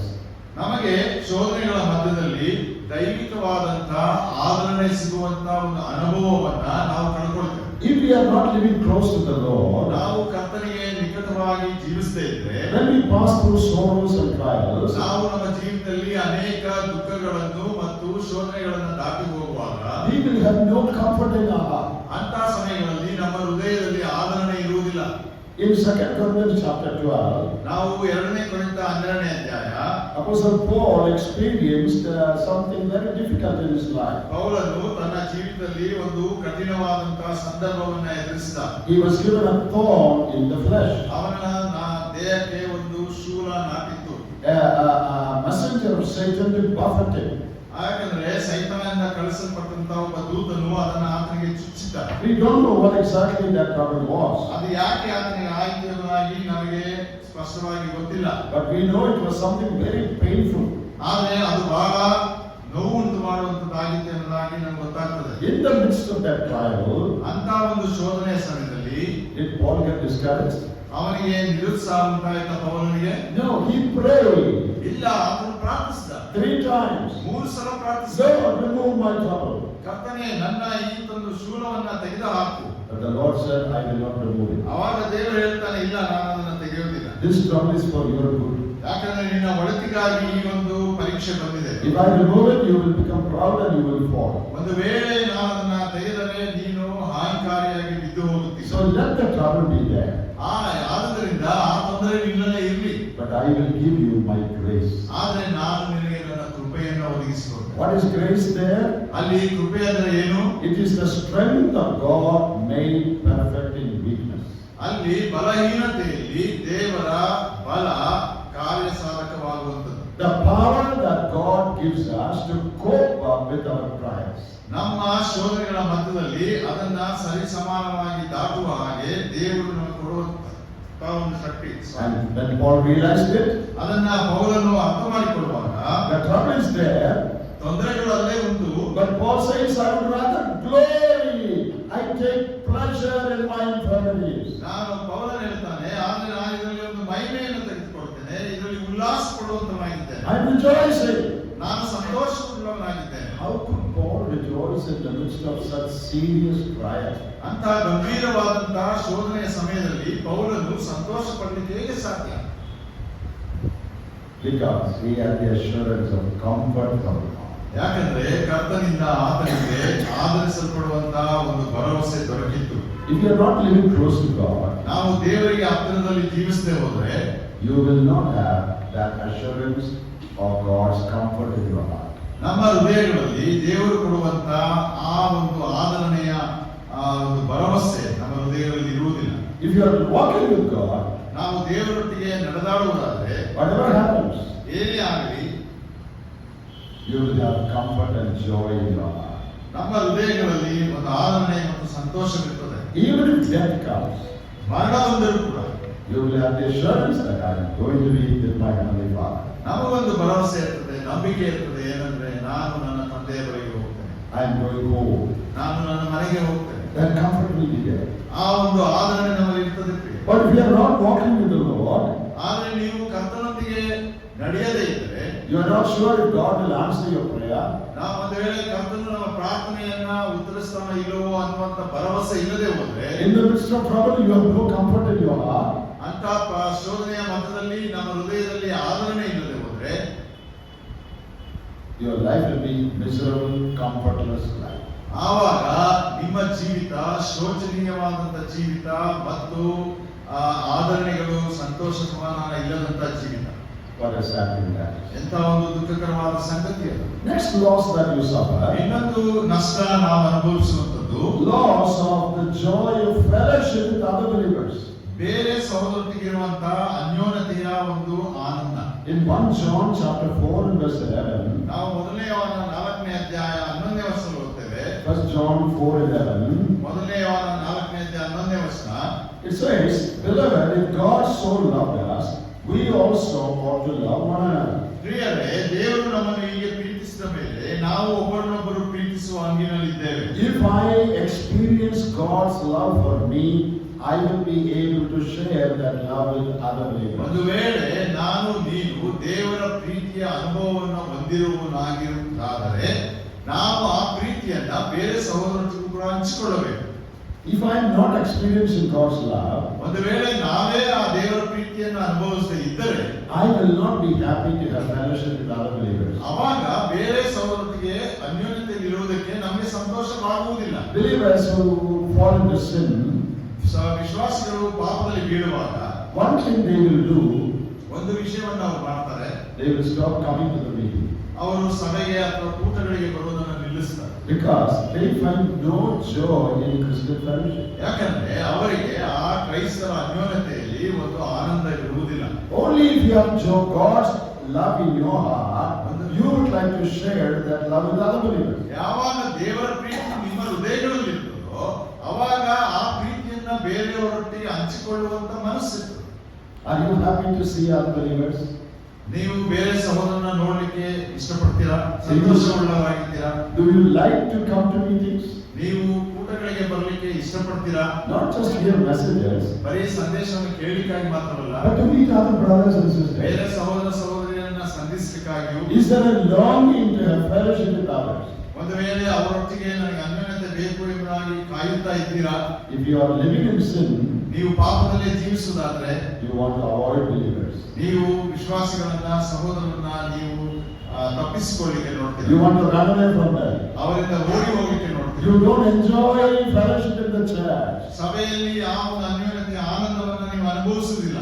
What a loss. ಎಂಥ ಒಂದು ನಷ್ಟ. Let me say one more thing finally. ಕಡೆಯದಾಗಿ ಇನ್ನೊಂದು ವಿಷಯವನ್ನು ನಾನು ಹೇಳ್ತೇನೆ. If you live in sin, ನೀವು ಪಾಪದಲ್ಲಿ ಜೀವಿಸುವುದಾದ್ರೆ you stand in the possibility of falling into more sins. ಆ ರೀತಿ ನೀವು ಪಾಪದಲ್ಲಿ ಇರುವುದಾದ್ರೆ ನೀವು ಮತ್ತೆ ಹೆಚ್ಚಾದ ಪಾಪದಲ್ಲಿ ಬೀಳುವಂತ ಸಾಧ್ಯತೆಗಳಿಗೆ ಒಳಪಡ್ತೀರಿ. If you have one sin in your life, ಒಂದು ವೇಳೆ ನಿನ್ನ ಜೀವಿತದಲ್ಲಿ ಒಂದು ಪಾಪವಿದ್ದರೆ, if you don't deal with it, ಅದನ್ನ ನೀನು ಸರಿಯಾಗಿ ವ್ಯವಹರಿಸದೆ ಹೋದ್ರೆ it will lead to other sins. ಇನ್ನೊಂದು ಪಾಪಕ್ಕೆ ಅದು ಎಡೆ ಮಾಡಿಕೊಡ್ತದೆ. One sin leading to another. ಒಂದು ಪಾಪ ಇನ್ನೊಂದು ಪಾಪ. You know, suppose you're walking down the road, ಒಂದು ವೇಳೆ ರಸ್ತೆಯಲ್ಲಿ ನೀವು ನಡ್ಕೊಂಡು ಹೋಗ್ತಾ ಇದ್ದೀರಾ and it drizzles little bit. ಅವಾಗ ಸಣ್ಣದಾಗಿ ಮಳೆ ಬರ್ಲಿಕ್ಕೆ ಶುರುವಾಗ್ತದೆ. You get a little bit wet. ಅವಾಗ ನಮ್ದು ಒದ್ದೆ ಆಗ್ತದೆ. Then it rains heavily. ಅವಾಗ ಜೋರಾಗಿ ಮಳೆ ಬರ್ತದೆ. Then what will you think? ಅವಾಗ ನಾವೇನು ಯೋಚನೆ ಮಾಡ್ತೇವೆ? Anyway, I wet little bit and we get drenched. ಈಗ ಆಗಲೇ ಸ್ವಲ್ಪ ಒದ್ದೆ ಆಗಿದ್ದೇವೆ, ಈಗ ಜೋರ್ ಮಳೆಯಲ್ಲಿ ಪೂರ್ತಿ ಒದ್ದೆ ಆದ್ರೂ ಪರವಾಗಿಲ್ಲ ಅಂತ. That happens with sin also. ಅದೇ ರೀತಿ ಪಾಪದಲ್ಲಿ ಆಗುವಂಥದ್ದು. Anyway, there is some sin in my life. ಹೇಗೋ ನನ್ನಲ್ಲಿ ಒಂದು ಪಾಪ ಉಂಟು, Then let me do this sin also. ಅದರ ಜೊತೆಗೆ ಈ ಪಾಪವನ್ನು ಮಾಡೋಣ. In any case, I am going to confess. ಹೇಗೆಂದ್ರೆ ಕಡೆಯದಾಗಿ ನಾನು ಅದೆಲ್ಲವನ್ನು ಒಪ್ಪಿಕೊಳ್ತೇನೆ. Possibility to fall into more sins. ಹೆಚ್ಚಾದ ಪಾಪದಲ್ಲಿ ಬೀಳುವಂತ ಸಾಧ್ಯತೆ. Let me just show that to you from the Bible. ದೇವರ ವಾಕ್ಯದಿಂದ ನಾನು ನಿಮಗೆ ತೋರಿಸ್ತೇನೆ. In 1 Samuel chapter 18, ಮೊದಲನೇ ಸಮುವೇಲ ಗ್ರಂಥ 18ನೇ ಅಧ್ಯಾಯ. in 1 Samuel 17, David won victory over Goliath. ನಾವಲ್ಲಿ 17ನೇ ಅಧ್ಯಾಯದಲ್ಲಿ ದಾವೀದನು ಗೊಲ್ಯಾತನ ಮೇಲೆ ಜಯವನ್ನು ಸಾಧಿಸಿದ. And chapter 18, 18ನೇ ಅಧ್ಯಾಯಕ್ಕೆ ಬರುವಾಗ in verse 7, 7ನೇ ವರ್ಷದಲ್ಲಿ the women in Israel sang, Saul has slain his thousands and David his 10,000. ಇಸ್ರಾಯೇಲಿದ್ದಂತ ಸ್ತ್ರೀಯರು ಆಡಲಿಕ್ಕೆ ಶುರು ಮಾಡಿದರು. ಸೌಲನು 1000 ಗಟ್ಟಲೆಯಾಗಿ ಕೊಂದನು, ದಾವೀದನು 10,000 ಗಟ್ಟಲೆಯಾಗಿ ಕೊಂದನು. Verse 8, 8ನೇ ವಚನ. Saul was very angry hearing this song. ಈ ಮಾತುಗಳ ದೆಸೆಯಿಂದ ಸೌಲನಿಗೆ ಬಹು ವ್ಯಸನವೂ ಕೋಪವೂ ಉಂಟಾಗಿ. Then we read in verse 9, ಅನಂತರ 9ನೇ ವಚನ ನೋಡ್ತೇವೆ, he became jealous of David. ಅವನ ಮೇಲೆ ಒಂದು ಕಣ್ಣಿಟ್ಟನು ಎಂಬುದಾಗಿ. Verse 12, 12ನೇ ವಚನ. he became afraid of David. ಅನಂತರ ದಾವೀದನ ಕುರಿತು ಆತನಿಗೆ ಭಯಪಟ್ಟನು. Again verse 15, again afraid of him. ಮತ್ತೆ ಅಲ್ಲಿ ಬರೆಯಲ್ಪಟ್ಟಿದ 15ನೇ ವಚನದಲ್ಲಿ ಮತ್ತೆ ಅವನು ದಾವೀದನ ಕುರಿತು ಭಯಪಟ್ಟನು. As you continue to read, ಅದನ್ನ ನೀವು ಓದುತ್ತಾ ಮುಂದುವರಿಸುವಾಗ verse 29, 29ನೇ ವಚನ, he was more afraid. ಅವಾಗ ಇನ್ನೂ ಹೆಚ್ಚಾಗಿ ಭಯಪಟ್ಟನು. Chapter 19 verse 1, 19ನೇ ಅಧ್ಯಾಯ 1ನೇ ವಚನ, he decided to kill David. ಅವಾಗ ಆತನು ತೀರ್ಮಾನಿಸ್ತಾನೆ ಏನಂದ್ರೆ ದಾವೀದನನ್ನು ಕೊಲ್ಲಬೇಕು. You see the progression of sin? ನೋಡ್ರಿ ಆ ಪಾಪ ಹೇಗೆ ಬೆಳೆಯುತ್ತಾ ಹೋಗ್ತದೆ. Where did it start? ಅದು ಹೇಗೆ ಪ್ರಾರಂಭವಾಯಿತು? When he heard the women singing, ಅಲ್ಲಿ ಸ್ತ್ರೀಯರು ಆಡುವುದನ್ನು ಕೇಳಿಸಿಕೊಳ್ಳುವಾಗ David was given preeminence. ಯಾಕಂದ್ರೆ ದಾವೀದನಿಗೆ ಮೊದಲ ಸ್ಥಾನ ಕೊಡಲ್ಪಟ್ಟಿತು. Oh, this fellow is overtaking me. ಓ, ಇವನು ನನ್ನನ್ನ ಮೀರಿ ಹೋಗ್ತಾ ಇದ್ದಾನೆ. Angry. ಆತನಿಗೆ ಕೋಪ ಬಂತು. Then he became jealous. ಅವಾಗ ಆತನಿಗೆ ಹೊಟ್ಟೆ ಕಿಚ್ಚು ಬಂತು. Then he became afraid. ಅವಾಗ ಭಯ ಹುಟ್ಟಿತು. More afraid. ಇನ್ನೂ ಹೆಚ್ಚು ಭಯಪಟ್ಟನು. Finally he said, I will kill him. ಅವಾಗ ಕಡೆಯಾಗ ಆತನು ಹೇಳ್ತಾನೆ, ನಾನು ಅವನನ್ನು ಕೊಲ್ತೇನೆ. See, the thought of killing him did not come all of a sudden. ಅಲ್ಲಿ ನೋಡ್ರಿ, ಅವನನ್ನು ಕೊಲ್ಲುವಂತ ಆಲೋಚನೆ ಸೌಲನಲ್ಲಿ ಒಂದೇ ಸಲ ಅದು ಬರಲಿಲ್ಲ. It started from that song. ಅದು ಒಂದು ಹಾಡಿನಿಂದ ಪ್ರಾರಂಭವಾಯಿತು. Anger. ಕೋಪ. If Saul had controlled that anger there, ಒಂದು ವೇಳೆ ಆ ಸಮಯದಲ್ಲಿ ಸೌಲನು ಆ ಒಂದು ಕೋಪವನ್ನು ಹತೋಟಿಯಲ್ಲಿ ಇಟ್ಟುಕೊಂಡಿದ್ದರೆ the rest of the story would have been different. ಆ ಮುಂದೆ ಬರುವಂತಹ ಕಥೆ ಬೇರೆಯಾಗ್ತದೆ. When he heard that song, ಅವನ ಹಾಡನ್ನು ಕೇಳಿಸಿಕೊಂಡಾಗ he felt a little uncomfortable. ಅವನಲ್ಲಿ ಒಂದು ಸರಿಯಾದಂತಹ ಸ್ಥಿತಿ ಇರಲಿಲ್ಲ. And suppose he had told God, ಒಂದು ವೇಳೆ ಅವನು ದೇವರಿಗೆ ಹೇಳಿದ್ರೆ, God, I am feeling little bad about that song. ಕರ್ತನೇ, ನಾನು ಆ ಹಾಡಿನ ಬಗ್ಗೆ ಸ್ವಲ್ಪ ಕೆಟ್ಟದಾಗಿ ಆಲೋಚನೆ ಮಾಡ್ತಾ ಇದ್ದೇನೆ. Anger is coming. ನನಗೆ ಕೋಪ ಬರ್ತಾ ಇದೆ.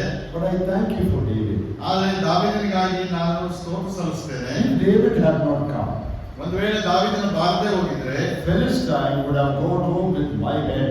ಆ ಫಿಲಿಸ್ಟಿಯರು ನನ್ನ ತಲೆಯನ್ನು ಕಡಿದುಕೊಂಡು ಹೋಗ್ತಾ ಇದ್ರು. Thank you, Lord, for David. ಇದನ್ನ ದಾವೀದನಿಗಾಗಿ ನಾನು ನಿನಗೆ ಸ್ತೋತ್ರ ಸಲ್ಲಿಸ್ತೇನೆ. If he had done that, ಒಂದು ವೇಳೆ ಅದನ್ನ ಸೌಲನು ಮಾಡಿದ್ರೆ the rest of the story would have been different. ಆ ಮುಂದೆ ಬಂದಂತ ಕಥೆಯೇ ಬೇರೆ ಇರ್ತದೆ. But he did not deal with the first sin. ಹಾಗಾಗಿ ಮೊದಲ ಪಾಪವನ್ನ ಆತನು ಸರಿಯಾಗಿ ಅದನ್ನು ನಿಭಾಯಿಸಲಿಲ್ಲ. So he led to another sin. ಆದ್ರಿಂದ ಇನ್ನೊಂದು ಪಾಪ ಮಾಡ. Anger, ಕೋಪ, led to jealousy, ಅನಂತರ ಹೊಟ್ಟೆ ಕಿಚ್ಚಾಗ್ತದೆ, led to fear, ಅನಂತರ ಭಯ ಹುಟ್ಟುತ್ತದೆ, then led to murdering, deciding to kill. ಕಡೆಯದಾಗ ಆತನು ಕೊಲ್ಲುವಂತ ಸಂಗತಿಗೆ ಬಂದ. Dear brothers and sisters, ಆತನ ಪ್ರಿಯ ಸಹೋದರ ಸಹೋದರಿಯರು, when a sin comes into your life, ಯಾವಾಗ ನಿಮ್ಮಲ್ಲಿ ಪಾಪ ಬರ್ತದೋ deal with it immediately. ತಕ್ಷಣ ಅದರೊಟ್ಟಿಗೆ ಏನು ಮಾಡಬೇಕು ಅದನ್ನು ಮಾಡ್ರಿ. Don't wait till the end of the day or end of the year to confess it. ದೇವರ ಆ ದಿನದ ಅಂತ್ಯದವರೆಗೂ ಅಥವಾ ವರ್ಷದ ಅಂತ್ಯದವರೆಗೂ ಅದನ್ನ ಒಪ್ಪಿಕೊಳ್ಳುವುದಕ್ಕಾಗಿ ಕಾಯಬೇಕು. If sin has come now, ಒಂದು ವೇಳೆ ಈಗ ಪಾಪ ಬಂದಿದ್ರೆ now itself you say, Lord, I'm sorry, I confess it. ತಕ್ಷಣ ಕರ್ತನಿಗೆ ಹೇಳ್ರಿ, ಕರ್ತನೇ, ನಾನು ತಪ್ಪಾಯಿತು, ನನ್ನನ್ನು ಕ್ಷಮಿಸು, ನಾನು ಅರಿಕೆ ಮಾಡ್ತೇನೆ. Your heart is clean. ಅವಾಗ ನಿಮ್ಮ ಹೃದಯ ಶುದ್ಧವಾಗ್ತದೆ. You don't get entangled in more sins. ಅವಾಗ ನೀವು ಇನ್ನೂ ಮುಂದಿನ ಪಾಪಗಳಲ್ಲಿ ಸಿಕ್ಕಿ ಹಾಕಿಕೊಳ್ಳುವುದಿಲ್ಲ. What losses sin brings in our life. ನೋಡ್ರಿ, ಆ ಪಾಪ ಅನ್ನುವಂಥದ್ದು ಎಂತ ನಷ್ಟವನ್ನ ನನ್ನ ನಿಮ್ಮ ಜೀವಿತಗಳಲ್ಲಿ ತರ್ತದೆ. Many believers don't realize. ಅದನ್ನ ಅನೇಕ ವಿಶ್ವಾಸಿಗಳು ಅರ್ಥ ಮಾಡಿಕೊಳ್ಳುವುದಿಲ್ಲ. They think, oh, it doesn't matter, God will forgive me, I will go to heaven. ಅವ್ರು ಹೇಳ್ತಾರೆ, ಅದರಿಂದ ಪರವಾಗಿಲ್ಲ, ಏನೂ ಆಗಲ್ಲ, ದೇವರು ನನ್ನ ಕ್ಷಮಿಸ್ತಾನೆ, ನಾನು ಪರಲೋಕಕ್ಕೆ ಹೋಗ್ತೇನೆ. But your life on this earth will become fruitless and ineffective. ಆದರೆ ನಿಮ್ಮ ಜೀವಿತ ಈ ಲೋಕದ ಮೇಲೆ ಫಲಭರಿತವಾದ ಜೀವಿತವಾಗುವುದಿಲ್ಲ. The joy and peace you could have experienced, you forfeit that. ಅದನ್ನ ಆನಂದವನ್ನ ಮತ್ತು ಸಮಾಧಾನವನ್ನ ಹೇಗೆ ನೀವು ಅನುಭವಿಸಬೇಕಾಗಿತ್ತೋ ಅದನ್ನ ನೀವು ಬಿಟ್ಟು ಕೊಟ್ಬಿಡ್ತೀರ. Let not that happen to any one of us. ನಮ್ಮ ಜೀವಿತಗಳಲ್ಲಿ ಅದೆಂದಿಗೂ ಕೂಡ ಆಗಬಾರದು. May the Lord help us with these words. ದೇವರ ಈ ವಾಕ್ಯಗಳನ್ನ ನಮಗೆ ಸಹಾಯ ಮಾಡಿ.